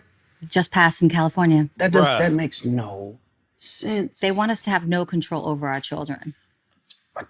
Hold on. I have to be clear on this. I have to stop it. I almost made it through the whole video. Y'all know normally I stop it even earlier. This is what silence causes. This is what not speaking up and everybody thinking that they don't matter. This is what happens when you feel that, oh, well, you know, my voice don't really impact it. But these are the same people, a lot of people that's, oh, you didn't vote. You didn't vote. Well, you didn't use your voice. You didn't speak out. Look at what you're voting for. All of us running to vote for all these Democrats. This is who the Democrats are aligned with. Who do we think is putting these policies together? Think about that. If a parent doesn't allow their kid to do gender changing surgery, their kids can be taken from them. That is insane. Who runs California right now? Newsom. Who's probably going to be the Democratic nominee? Because Biden is just barely holding it together now. Newsom. Yo, if we don't take a stand on certain shit, it's going to get crazy. It's already crazy. I don't get it. In schools, I don't get it. Hospitals, libraries. Yeah. They just want to manipulate. You got to understand when they're so young and they're already, that's impressionable. That's right. Mm-hmm. And from them, they're going to believe what you say. I mean, we say Santa Claus is real, you know, the Easter Bunny. Believe it. Like, right, exactly. Like, they know what they're doing. Remember who you're dealing with. Like I can't take credit for it, but I heard somebody say one time, he's like, all right, if your son comes to you and says, Daddy, I want to be a girl. Ask your son, what is a girl? That's a good one. What is he going to do? He's going to say, well, he might want to play with dolls. All right, you want to play with dolls. Fine, play with dolls. Right. But you're a boy playing with dolls. That's I want right. to wear pink. All right, cool, wear pink. But you're a boy That's right. wearing pink. I was the town boy. I still love boy sneakers and I love my baseball cap. Doesn't mean I want to be a man. Right. I just like style preference is one thing. Right. Gender selection is But a I like whole playing other sports too. Doesn't mean that I should become a boy. Not at all. Yeah. Not at all. So yeah, I'm glad we touched on that. we We totally living. went off topic, but I love it. I will ramble. I so love you it. just- No, I give love me it. the I love wrap-up. it. Yo, I respect Neo so much for this. And the fact that it was totally off topic, I respect him even more for that. Because a lot of people run from conversations like this. A lot of people run from conversations like that. I mean, what do y'all feel about this? Like, this is... All right, hold up. So Neo received a lot of backlash from this. He received a lot of backlash from this. His publicist then put out some video or something talking about how it was a post on Twitter or something on his Instagram where she was saying it was pretty much an apology. Like it was an apology. So hold on. I want to make sure that I get the response. So Neo then came back with this. Let me get it shared on the screen. So Neo then came back with this. Here we go. Matter, and this is how I feel. I will never express my opinion on this matter, and this is how I feel. No. Hold up. That's not the right one. Nope. Hold on. Y'all gonna see me search. Neo. Nah, that's not the. Hold up. I gotta show the 2-minute one. Hold on, it's worth it. My bad, my bad. I had the wrong one queued up, baby. Here we go. Relax, all right? Damn, y'all getting all mad and shit. Once, this is Neo. All right, listen. I normally don't give too much of a damn about what y'all think about what I do, what y'all have to say about what I say, whatever. I normally don't care because, like I said, opinions ain't special. Everybody got one. However, this is something I feel very strongly on, and I need y'all to hear this from the horse's mouth, not the publicist's computer. So check this out. First and foremost, I do not apologize for having an.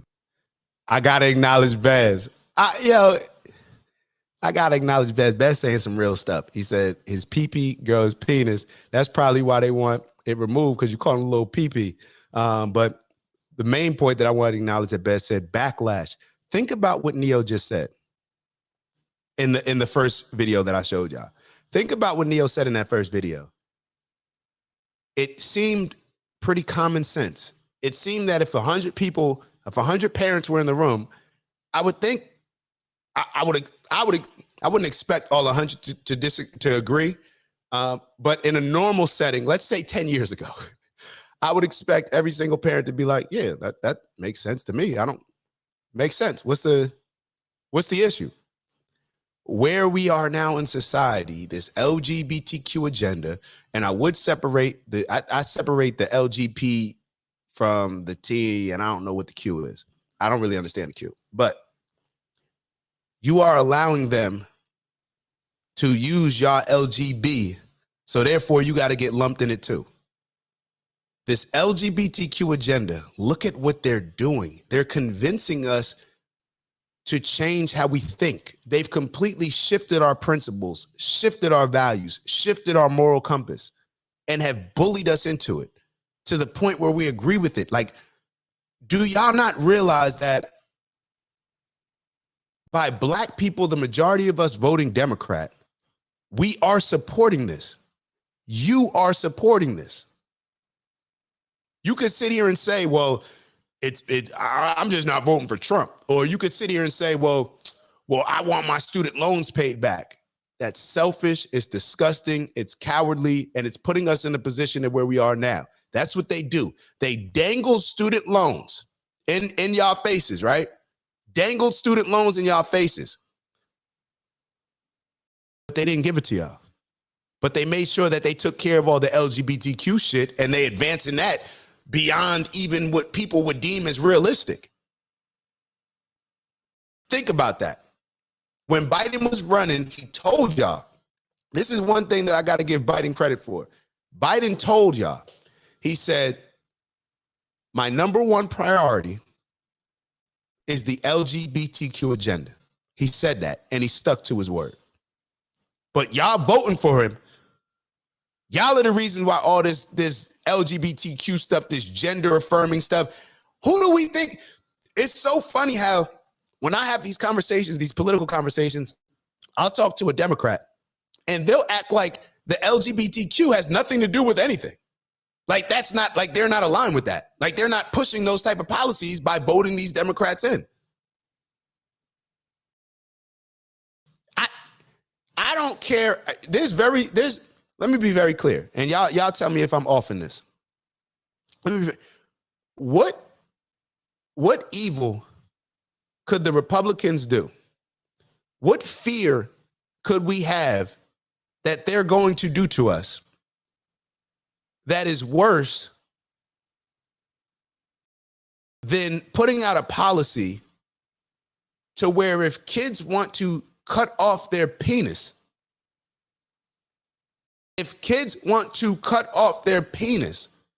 and their parents don't let them, then they take the kids from the parents.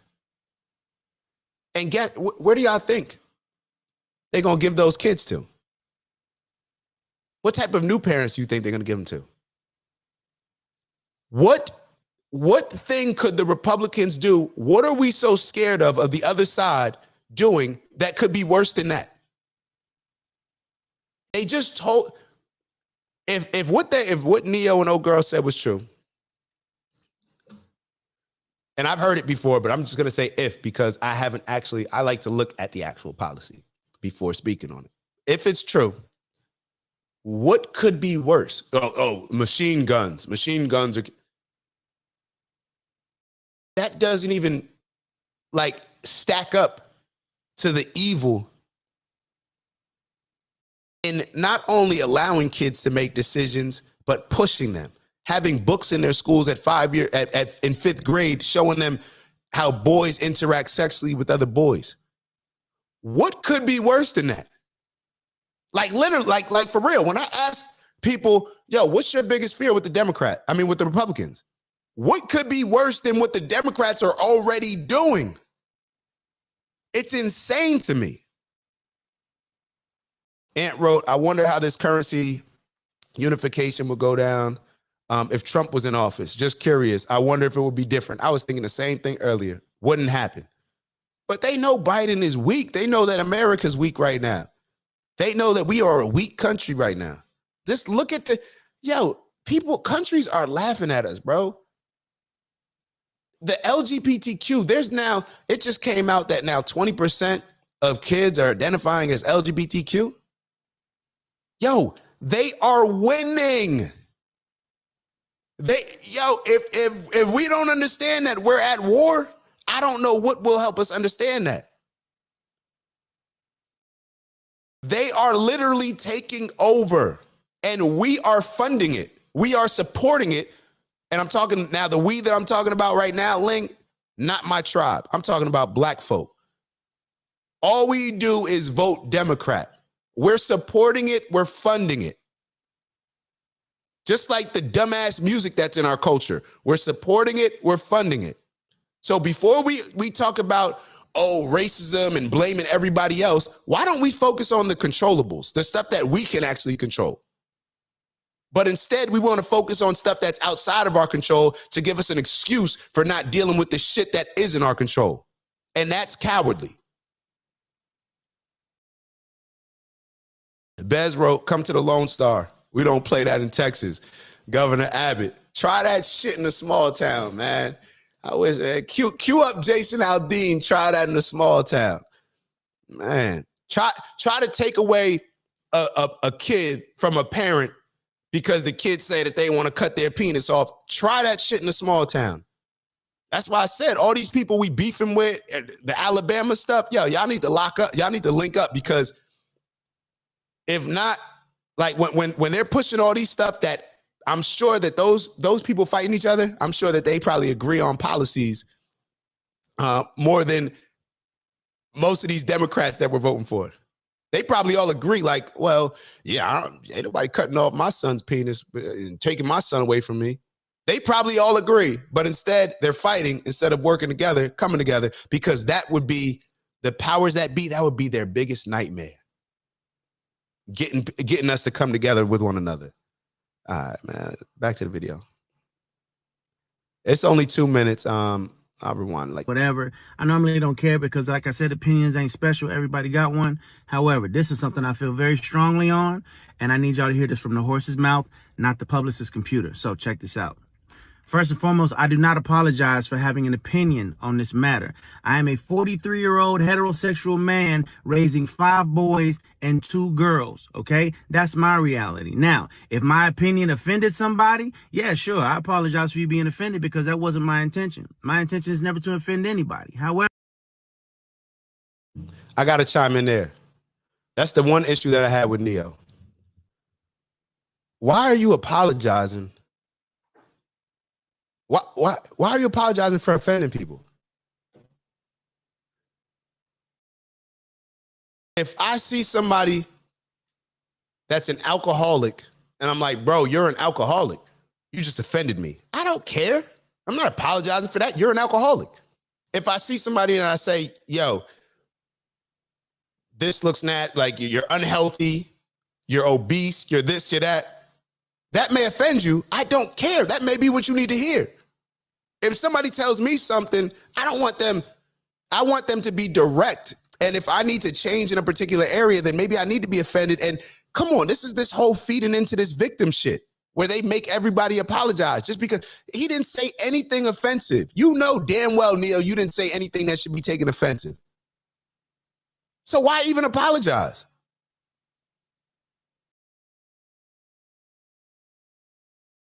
I'm entitled to feel how I feel.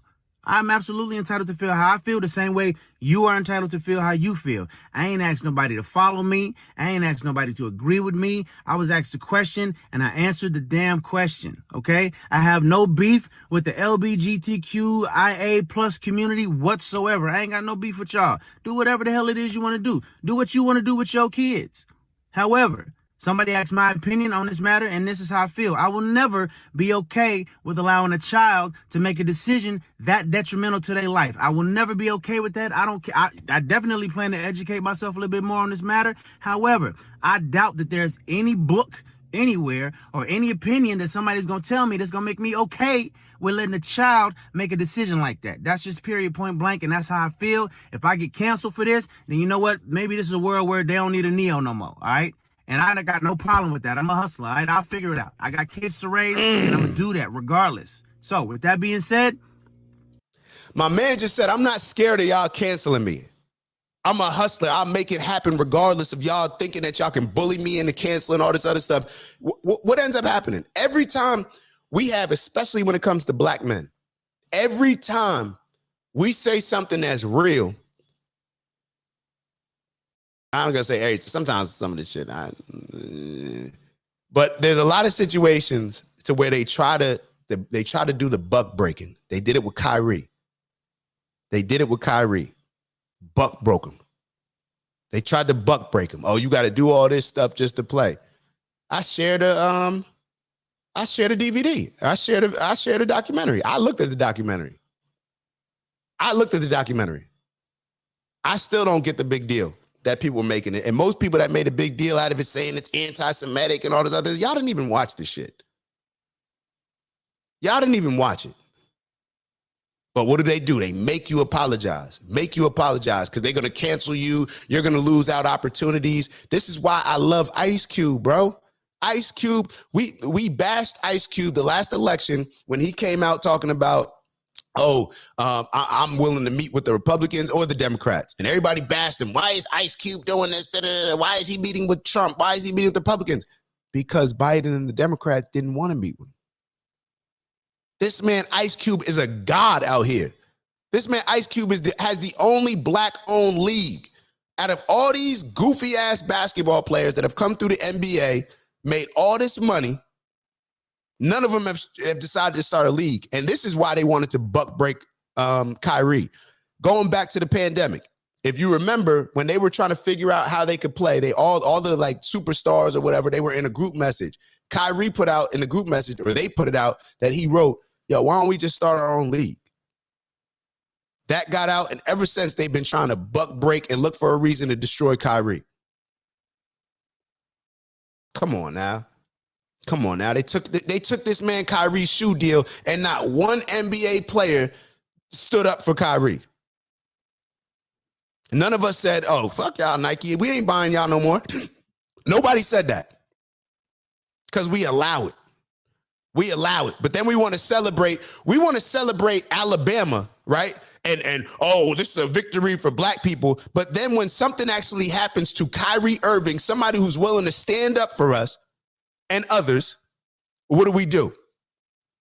Oh, I'm still buying my Nikes. All those NBA players. Crickets. That's why I said it's fake. It's corny. Everybody want to celebrate on Instagram. And nobody's willing to do shit. Black people are cowards. Janae wrote, I think on this issue, there's more space for people to agree in terms of political sides, but I believe it's more of a generational thing. The kids these days are very open. The kids these days are open and they're bored. Like, if we don't give kids between the ages of 15 to 25, because your brain's not fully developed until you're 25 or older mostly, if we don't give them something to fight for, then they're going to look for something. They got all that energy built up in them. They want to make a difference. Like, that's that age where I want to fight for something. I want to fight for the cause, whatever. And if they don't have anything, if we don't control what they're fighting for, then they can be manipulated by any other cause to fight for that. And that's what we're seeing. These kids, 15 to 25, that are fighting this LGBTQ, I feel bad for them. Because, and I feel that we let them down. The older generations let them down because they're just victims of this. They're victims of propaganda and indoctrination to now where they feel like they're actually doing something heroic and taking the stand that they're taking. But they don't realize how they're being manipulated, and that's on us. Tafari wrote, it's funny, no one's blowing the feminist movement, no one's blaming the feminist movement when only men and masculinity is being attacked. No one is forcing girls to put on a dick, to put on a dick or to man up, bro. Oh man, hold on. Let me process that. It's funny. No one's blaming the feminist movement when only men and masculinity is being attacked. Men and masculinity is definitely being attacked. Like, it's to the point where, yo, even I'm looking at white men different, bro. I'm looking at y'all like, damn, y'all getting bullied out here. Men are soft across the board right now. And it's not just black men. Men are soft.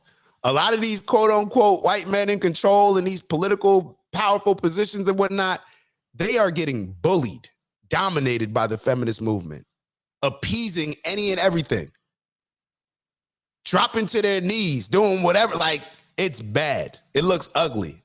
White men, we look at y'all better than that. Come on now. Ant wrote, I don't think the apology in that form, I don't mean to offend, is an actual apology.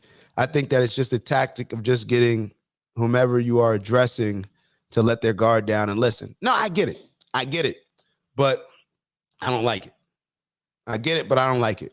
I get Neo saying, I would have loved for, shit. Yo, you shouldn't be offended by this.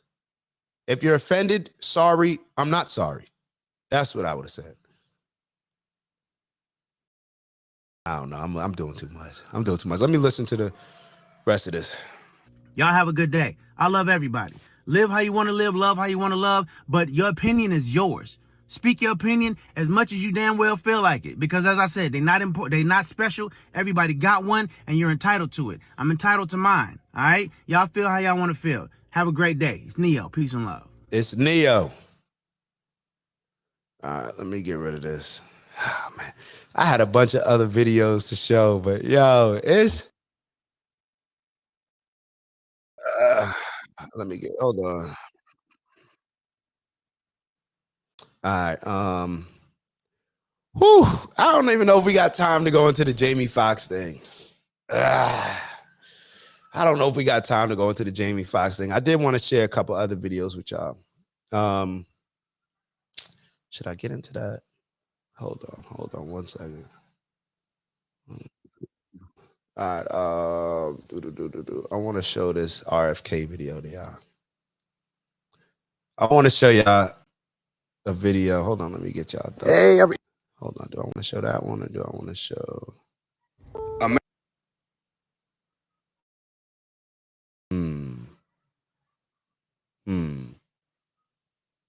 Let's show this video. We're gonna finish it up with this video. All right, we'll get to the RFK one later on. But all right, y'all peep this, man. Peep this right here. America, we have a problem. Something happened quietly that the U.S. media is not talking about, but it's going to affect everybody in America and everybody that uses the U.S. currency. Our currency just got overtook by by the BRICS nation, meaning that $1 it takes $50 to equal $1 of the BRICS new currency.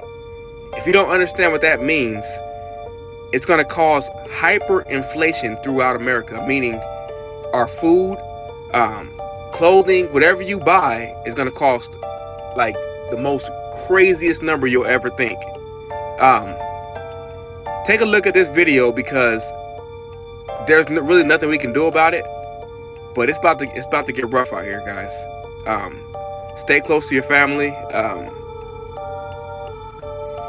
This is bad. This is real bad. Okay, so while y'all was sleeping last night, Joe Biden and Kamala Harris just got the worst news a president and a vice president can get without it being a fallen soldier, right?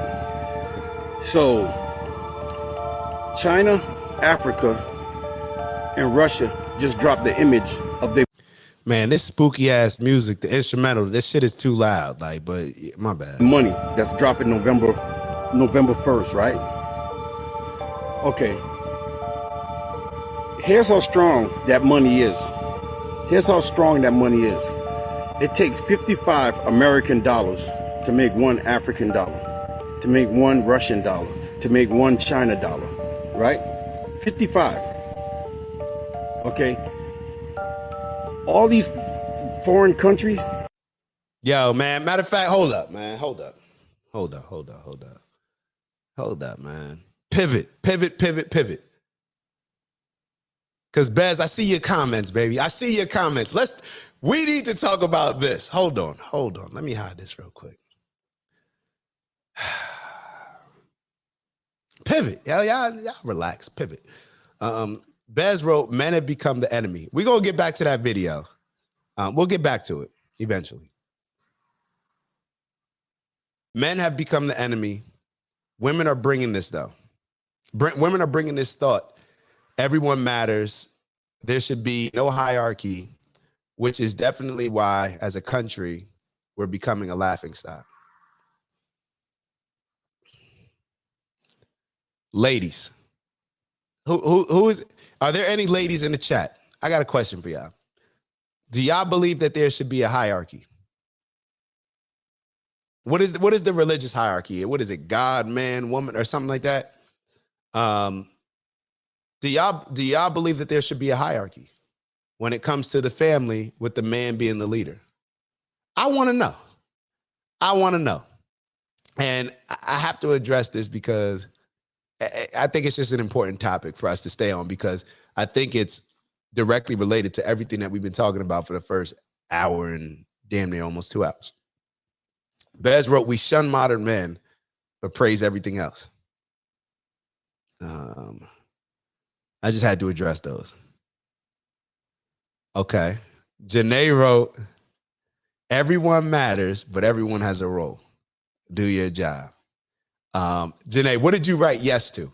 I just want to be clear what you wrote yes to. Do you think that there should be a hierarchy where, I believe you're saying that there should be a hierarchy where men are the leaders.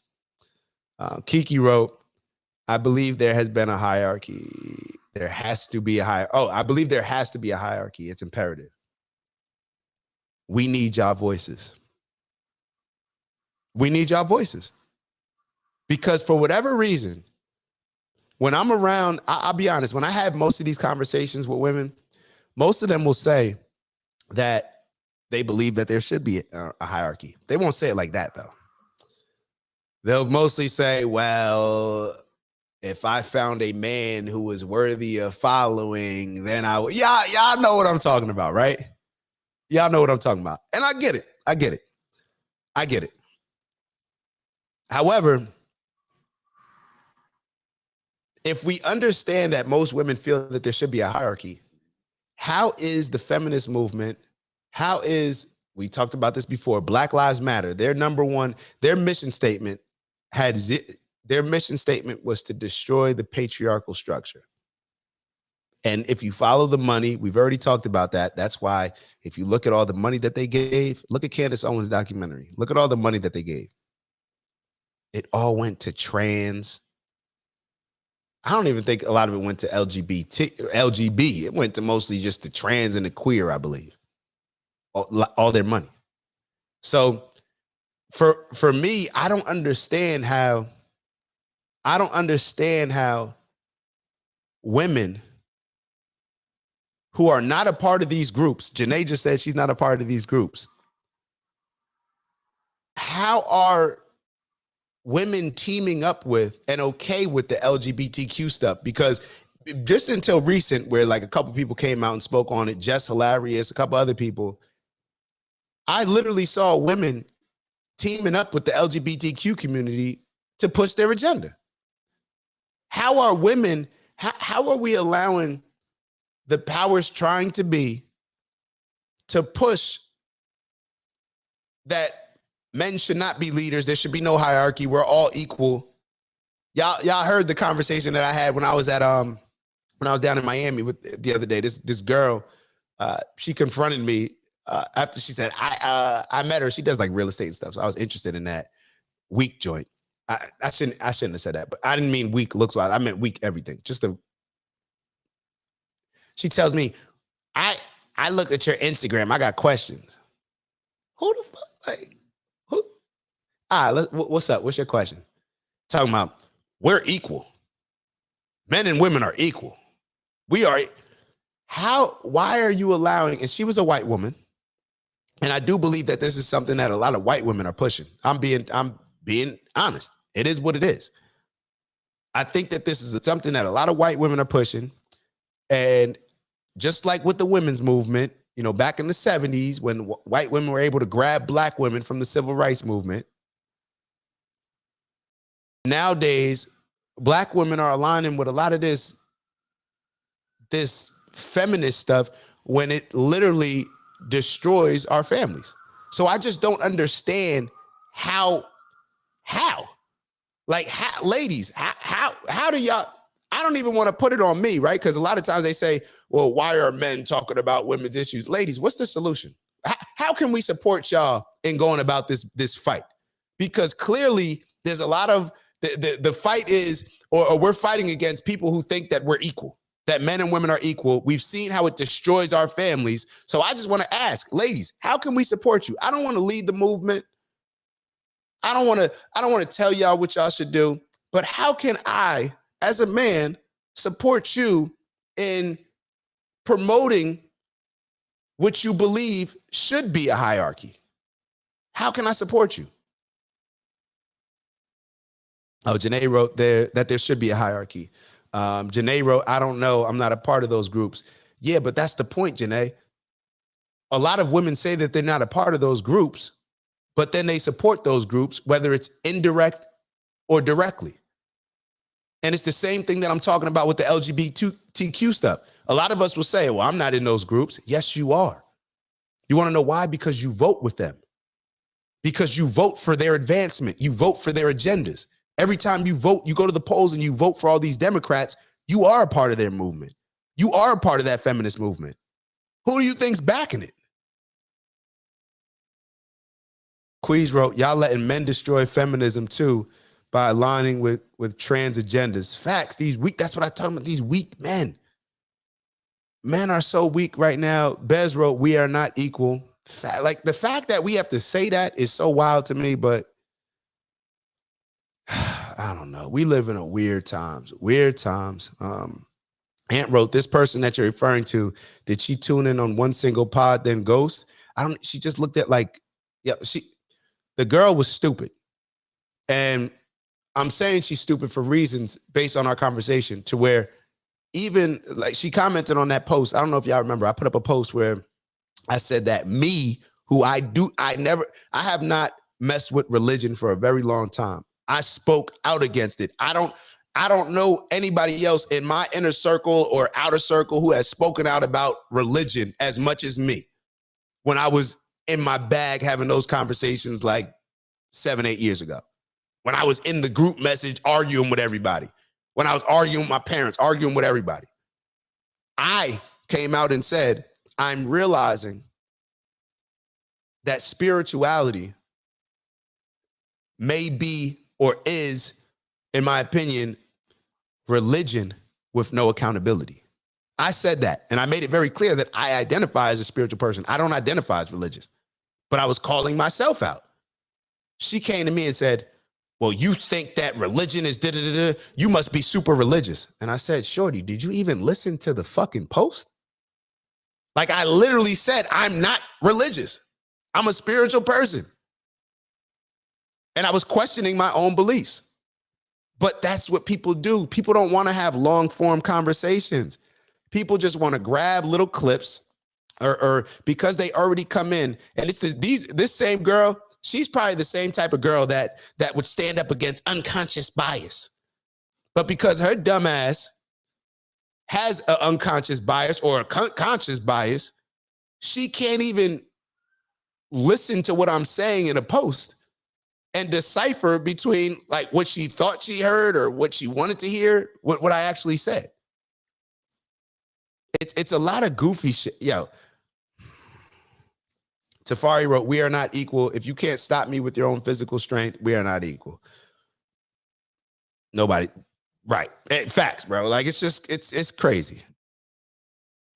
Ant wrote, laughing my ass off. I'm just being messy. I thought it was someone I may know. Nah. It was some girl in Florida. Side note, not even all men are created equal. Facts. Nothing is equal. Hold on. Let me be very clear. Nothing is equal. So all of this stuff that we was fighting for, equality and all this other shit, it doesn't exist. It's a made up concept. It does. Yo, the first thing, my first day with the Colts, Coach Caldwell comes in. I've told y'all this before. He said he was talking to the team, but he was mainly talking, I think, to the rookies and anybody who was new on the team. And he said, listen, I'll be fair, but fair ain't equal. I'm never going to treat y'all equal. I know what that means. Why would he treat me equally to Peyton? Who wants to be treated equal with somebody? Only non-competitors want to be equal. That's like tying in a game. I'd rather lose. I'd rather take my chances losing. If it's a tie game, I don't care if we're at Glenfield playing basketball or if it's the Super Bowl. If I get the decision, if it's at the end of the game and it's a tie game and we got an opportunity and they ask me like, yo, you want to keep playing until somebody wins or loses? Yes. Yes. I don't want to be equal. Who wants to be equal with somebody? Like, to me, that's weird. I want to be better. Like, if I see somebody, I either don't want to be like them or I want to be better than them. That's it. Bez wrote, it's funny how men do everything to support their family, put the family on their back, but women do things to support themselves. Let's talk about it, Bez G. Do I need to leave that up there for 5 more seconds so the people can read it one more time? It is because society has convinced women to be for themselves. Society has convinced women that you don't need no dude, all this other stuff. And I will say, y'all know my new approach. I still go back and I place blame on men. We've been sorry leaders. Now, our women don't necessarily make it the easiest for us. It's like on a team. You know, shit, you may be the captain of the team. Your team can make it a little difficult for you, or they can make it a little easier. So either way, it still falls on the leader. Some players, you may have to take it to certain extents to get them in line. That may be a little bit extreme, but your role is to get them in line. And it's easier when you think about it like in a more dangerous setting, like let's say in the military. In the military, your life is on the line. So therefore, it's very understood where if somebody's not on board, you may need to slap the shit out of them. You may need to punch them in the face. You may need to do something physically in order to make sure that they're taking care of their task. Because if they're not taking care of their task, then everybody else may die. And that's what's happening right now in our families, in our society. But we just don't look at it as that extreme. We are dying. We are setting our kids up for failure. We are raising them in destructive households. Janae wrote, just be the example as a man to support, because to Bez's point, all men aren't created equal. It does take a certain type to carry out the agenda. Facts. And if y'all see these type of men that are in y'all lives, once again, what I said, support them. Repost them. Send it to a friend. Figure if that's true, Janae, and there's all men are not created equal, and there's not a lot of quote unquote men that deserve, to lead and all this other stuff that I've heard from, I'm not saying with you, but I've heard from a lot of women, then when one comes around, wouldn't you be more like likely to want to support them? To put them on a pedestal? But we don't see that. We don't see that. Nas, I just had this convo, and I just had this convo with someone. My argument was, I'm over here being the best me, I can be for all of us, and you're trying to be your best you so that you don't need men. Shaking my head. It's a fact. But yo, this is the thing. People run towards there's a documentary on Netflix. This shit just fucked me up yesterday. I'm called Painkillers. And it's about how like the people that started putting out like all these opioids and stuff, how they actually like changed the game, ruined a lot of people. And they said that people are either running, it's a cycle. People are either running towards pleasure or away from pain. And a lot of times they're doing both simultaneously. You're running away from pain. Pain is over here, but let's run away from pain. But then let's run towards pleasure. But then what happens when we run towards pleasure? We put ourselves in painful positions. It's the same thing. Strong times or hard times create strong men create easy times create weak men create hard times. It's the same. It's the cycle. But because they've used, that's the dopamine that you're talking about, and it's the dopamine that says, hey, women, y'all could be just like men. Y'all could do this, y'all could do that. Y'all don't need to be respecting these men. Y'all can hold it down by yourselves. That stuff temporarily makes you feel good. So therefore you run with it without understanding the big picture and how that's going to impact you later on down the line, how it can impact your family on down the line, all these different things. Bez wrote, look at women's soccer. Them girls was happy celebrating a tie, then got ripped by a former player, not upholding the standard. Standards, everything. Everything. Kiki wrote, I shouldn't be on the man, though. That's a lot of pressure. I think it's on their upbringings. I shouldn't be on the man. No. Kiki, elaborate. I just want to make sure that I understand what you're saying. My fault. Janae wrote, it's not that we are convinced by society. We had to be for ourselves.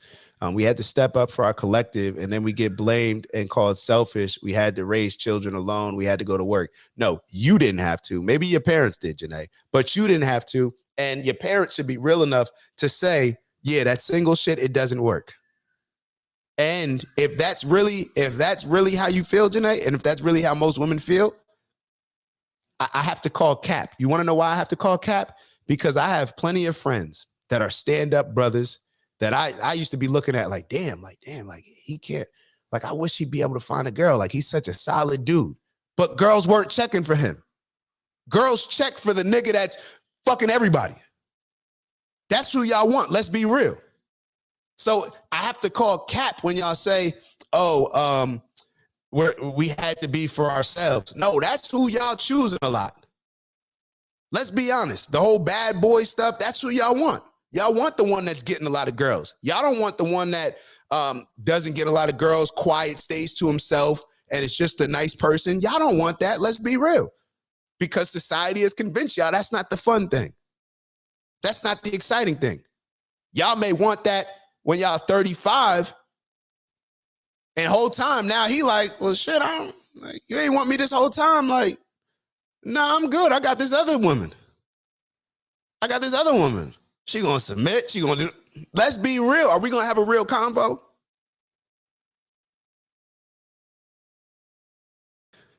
Society has us in the cycle, thinking it's men versus women. Everybody just got to know their role. Facts, but men ain't out here fighting against women. Men ain't out here saying, oh, I can do bad all by myself. No, men are saying, yo, we need y'all. Shit, I ain't trying to do all this stuff that y'all are more naturally equipped to do. Women are the ones saying, I do my own thing. Why would I? That's what we're allowing society to convince us. And to be clear, Janae, just like you said, Janae, that you said that it's not that we are convinced by society. We had to be for ourselves. I'm assuming you're talking about your parents, like the women before us. Us men didn't do that to y'all. Maybe our father's generation, but now we understand we're getting held accountable for that, but that's not us. So come on, we got to have some grace both ways here. Women didn't have to go to work. This is Bez wrote, women didn't have to go to work. Y'all wanted to, which is why house moms is now looked at as not appealing. Facts. Facts. That grass is greener got y'all. That grass is greener got y'all. And I'll be honest, yo. I look at fellas, talking to the fellas, you better make more money than your girl. You better make more money than your girl. Because if you don't, I have loved ones, women in my life, like family and stuff like that, or just friends. As sweet of a person as they may be, when and if they make more money than their dude, it ain't good. They testing them. They flexing their power with it. They're making that man feel emasculated. They're disrespecting them in subtle ways to let them know, like, hold on, I'm the big dog now. I make the money.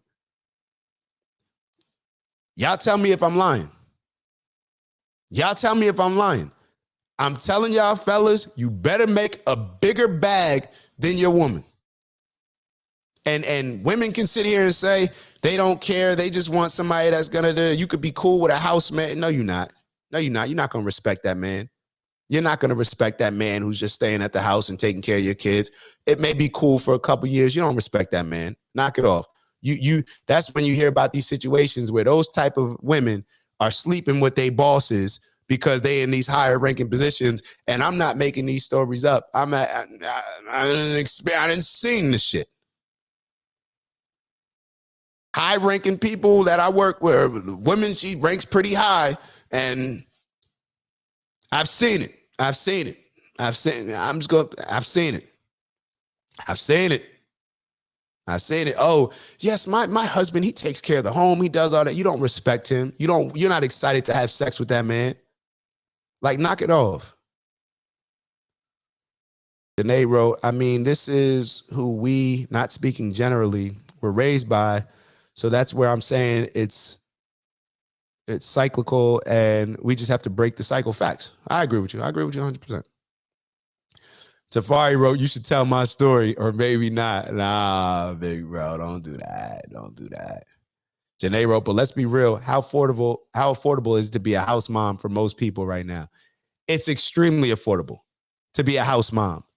The problem is we live beyond our means. The problem is everybody wants a $50,000 to $100,000 car. Everybody wants to live in this area. Everybody wants to have this. No, plenty of other cultures survive on $50,000 between both families, survive on $60,000 between both families. I mean, between both partners, between the, I don't like partners, between the husband and wife. Plenty of other cultures do it. And matter of fact, think about it. We live check to check, whether we make $50,000, $100,000, $500,000, we still live in check to check. All we did was increase our expenses buying shit that we don't need. And being a house mom, in a lot of ways, could help that man bring in more income. She can help in a lot of ways. So there is no. Being a house mom and talk to people then. I don't know. Talk to some people. And say, what would you prefer? I don't know. Tafari wrote, and I'm talking that story with that female. Backs getting kicked in, right? Yeah, Fari doing it. Fari out here. Pause. Big facts. Couldn't be me. I'm the captain now. Let's go, Queens. Stand on that shit, Queens. I'm the captain now.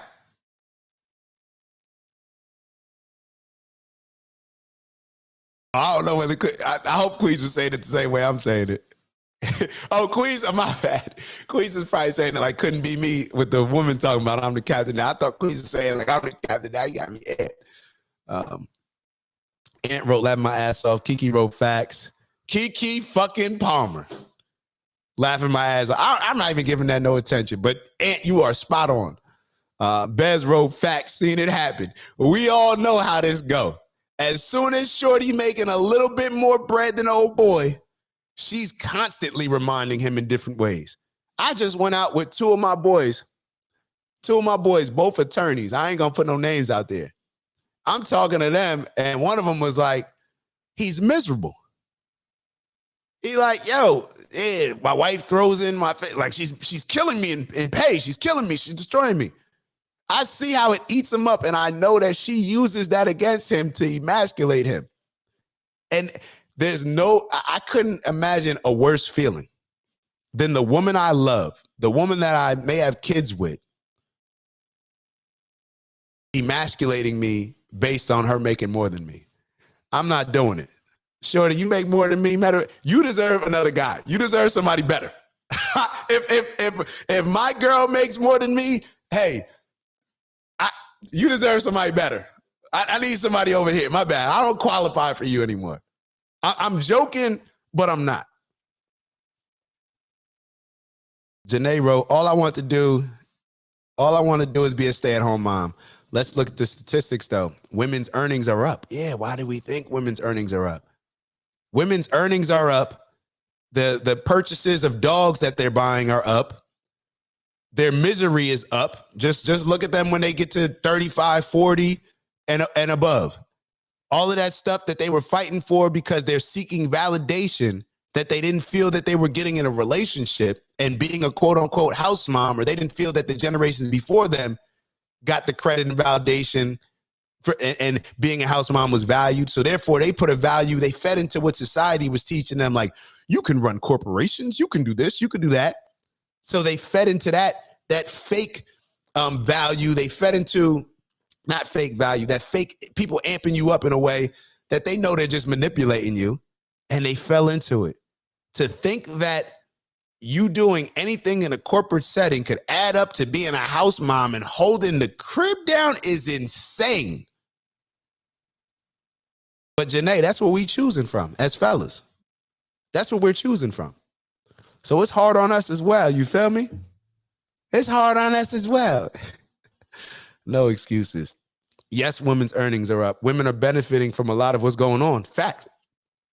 Women are benefiting at the detriment of men and the detriment of the overall black family. Aunt wrote, why don't you like partners? I don't, it's not that my issue is with the word partners, but I don't like how partner is perceived. It takes away from the hierarchy that I believe should be in place based on society. If this was maybe 20, 30 years ago, I probably wouldn't have had an issue with the partner, but I see how based on society and how we throw the word partner out there, on any team, there needs to be Batman and Robin. You could say they're partners, but it's clear who runs shit. When you have partners where people thinking that look what happened to Shaq and Kobe. They thought they were both, there was no hierarchy. Scottie Pippen and Michael Jordan, they were partners, but we knew who the guy was. When there's not a clear-cut leader, to me, it puts the team in a negative position, in a detrimental position. That's just what I see across the board, whether it's sports, relationships, or anything else. So we could say, oh, well, this person, you could be a partner and have 10% and this other person have 90%. So it's not looked at that. But partner, how it's used in our relationships, I feel like it's dangerous based on where we are in society right now, especially pertaining to the black relationship structure right now. That's why I don't like the word partners and using that.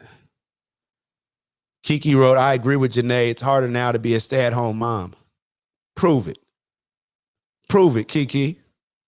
If it's harder to be a stay-at-home mom, prove how you know. You've been a stay-at-home mom? I'm sure there's a lot of guys out here, Kiki, that would love to have you as a stay-at-home wife. You feel me? A stay-at-home wife and mother. You feel me? And look what Janae wrote. I'm sorry, Dak. I can't live in New Jersey off $50,000 right now. So move.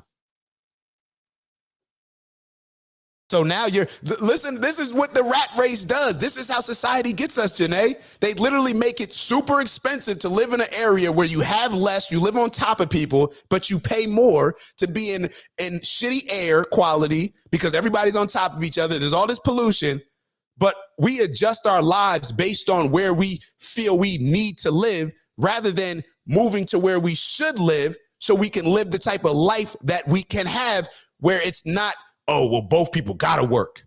So now you're taking time away from your kids, where if you live somewhere else, maybe you could be a house mom and stay at home with your kids all day and really raise them and not let the school system raise them and not let the babysitter raise them, the nanny raise them. You see what I'm saying? We need to adjust our thinking. You don't have to live in Jersey. I'm going through it right now, talking to my parents, trying to get them to move. Like, yo, what is keeping y'all up in Jersey? I don't care that Crockett's, there's no Crockett's down in Florida where you can get your fish on Fridays. I don't care that you go to your bagel store up here. Bro, move. We put boxes and ceilings on ourselves. Move. If it's too expensive for you to have the life that you would want to live here, why not just move somewhere else where you can have that life? What's the pressure to be here? Another way that society gets us. Queez wrote, well, I am the captain. You heard? Kiki wrote, my parents had 8 kids together and made it work financially with my mom staying home. That wouldn't work in today's society. It's not possible. It's I don't know, man. I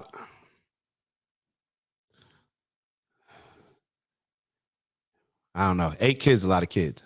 My grandmother had 9. And she pretty much, she worked a little bit here and there. But so then, Kiki, let me ask you this. Don't have 8 kids. Does that solve the problem?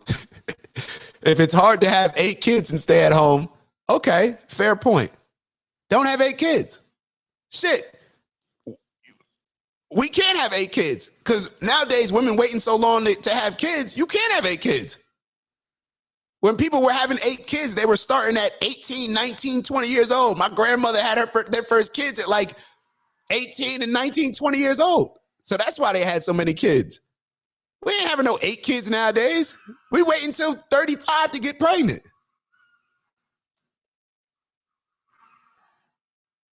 But why do we use such an extreme example to prove a point? What about 1 kid?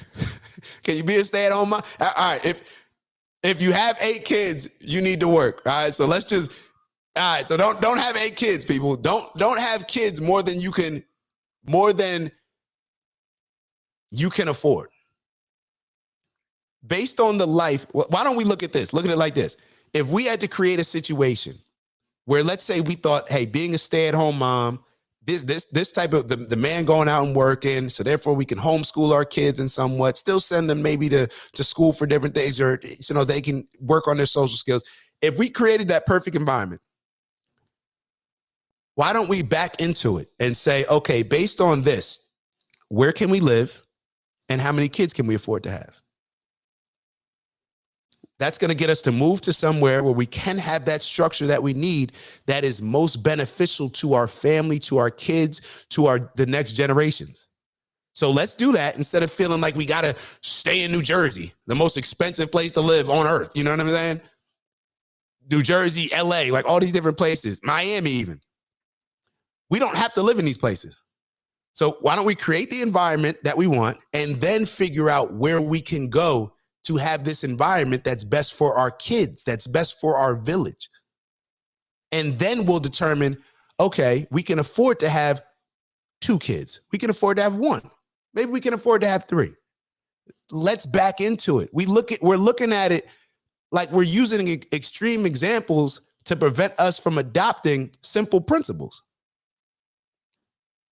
Ant wrote, yeah, 8 today with both parents work. Yeah, 8 today with both parents working would be tough. Shit, you 8 kids and you got 4 parents. Y'all teaming up. That's hard. Especially living but it's only based on living the way that we want to live. We don't have to live this way. We can all move to. I've talked to plenty of y'all about moving away, getting a village, building some homes on there, everybody working together as a community.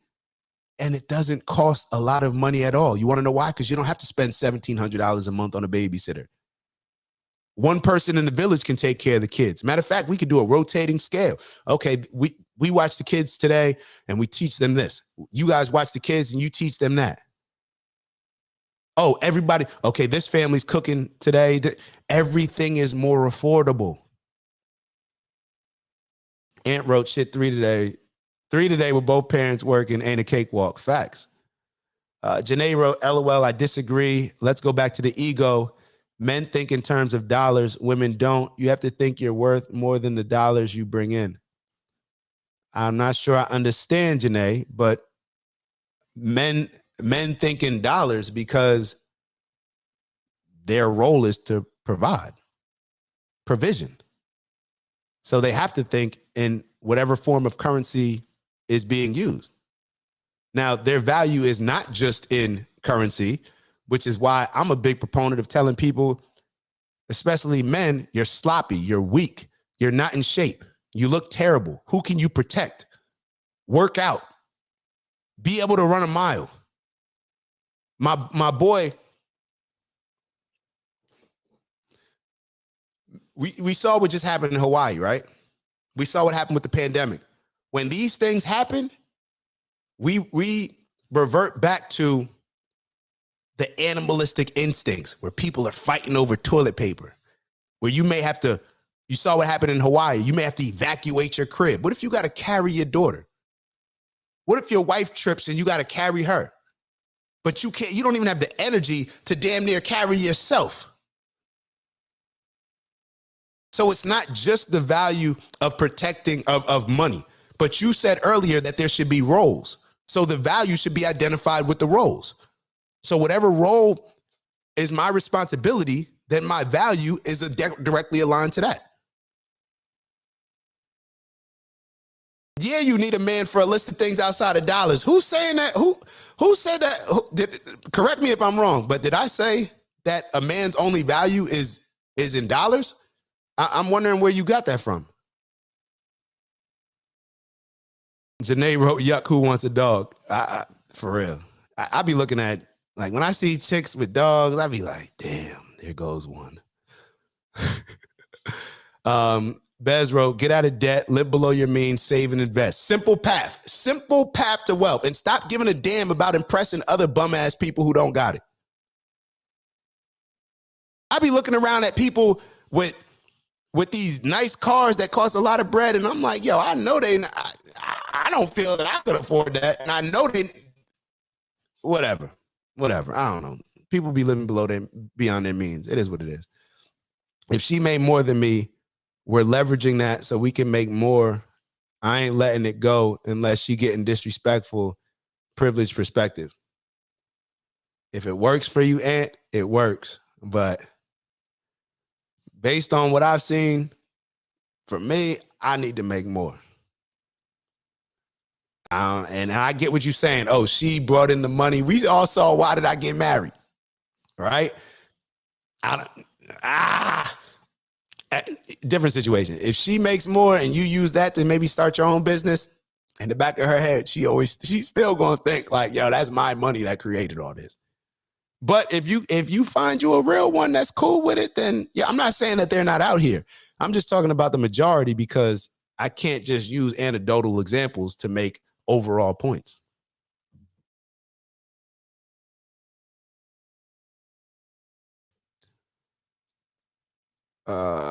Did I miss one? Oh yeah. So Ant wrote, oh no, we already got that.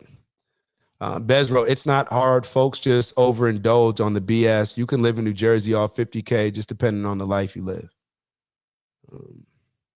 If you can't afford them, don't have them. Facts. Kids should also fall under the living beyond your means argument. Facts. Stop. But that's the thing. Parents ain't parents. Parents want to be best friends nowadays. Janae wrote, Jersey forever. All right, well, don't complain about not being able to do certain stuff. If it's Jersey forever, then you're prioritizing living in Jersey over possibly creating the best environment for your child and your family. Right? I don't know. I mean, right? If you have to work, if both parents have to work to live in Jersey, and you could go somewhere else where one parent could be at home really grooming that child, aren't you choosing to live where you want to live over creating the best, most conducive environment for your kid to be successful?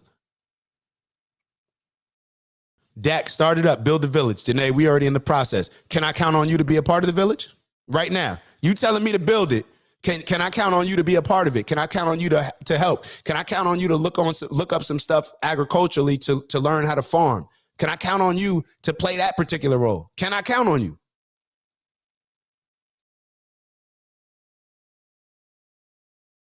Saying the same. Janae wrote, saying the same thing. Be responsible, have morals, be able to protect, have a skill. My dad laid all the floors in their house. Men today can't change a light bulb. That's a fact. That's a fact. All right, yo, it's been 2.5 hours. I love and appreciate y'all, but we got to get out of here. All right, so y'all know what we do. 30 seconds. So maybe 30 seconds. Let's think for the next 30 seconds of what the best home environment looks like for our kids. And shout out to Ant Road. If you need an architect for the village, I'm down. Facts, all that. All right, so now we got 2 people on board. Bet. I'm gonna hold y'all to that because it's happening. It's happening. So, all right, so the next 30 seconds, let's just take that time to just think about what our ideal home environment would look like. What our ideal home environment would look like, where it would be, what we need to, have, what we need, not necessarily what we want, but what we need. Let's create the best environment and let's prioritize our kids rather than prioritizing maybe our wants. So 30 seconds, ready, go.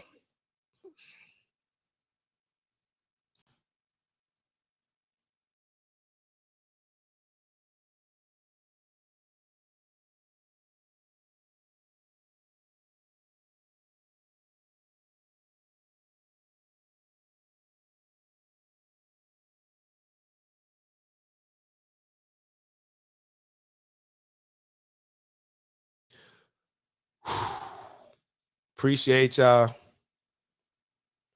And Beth said, I'm bringing in all the tools and materials needed. All right, we got 3 people on board. But when the call comes, we got to be ready to move, though. It ain't no, oh, man, I just signed my lease, for any of us. Or, I love Jersey too much. Like, oh, word? Like, you really doing that? Like, nah. Like,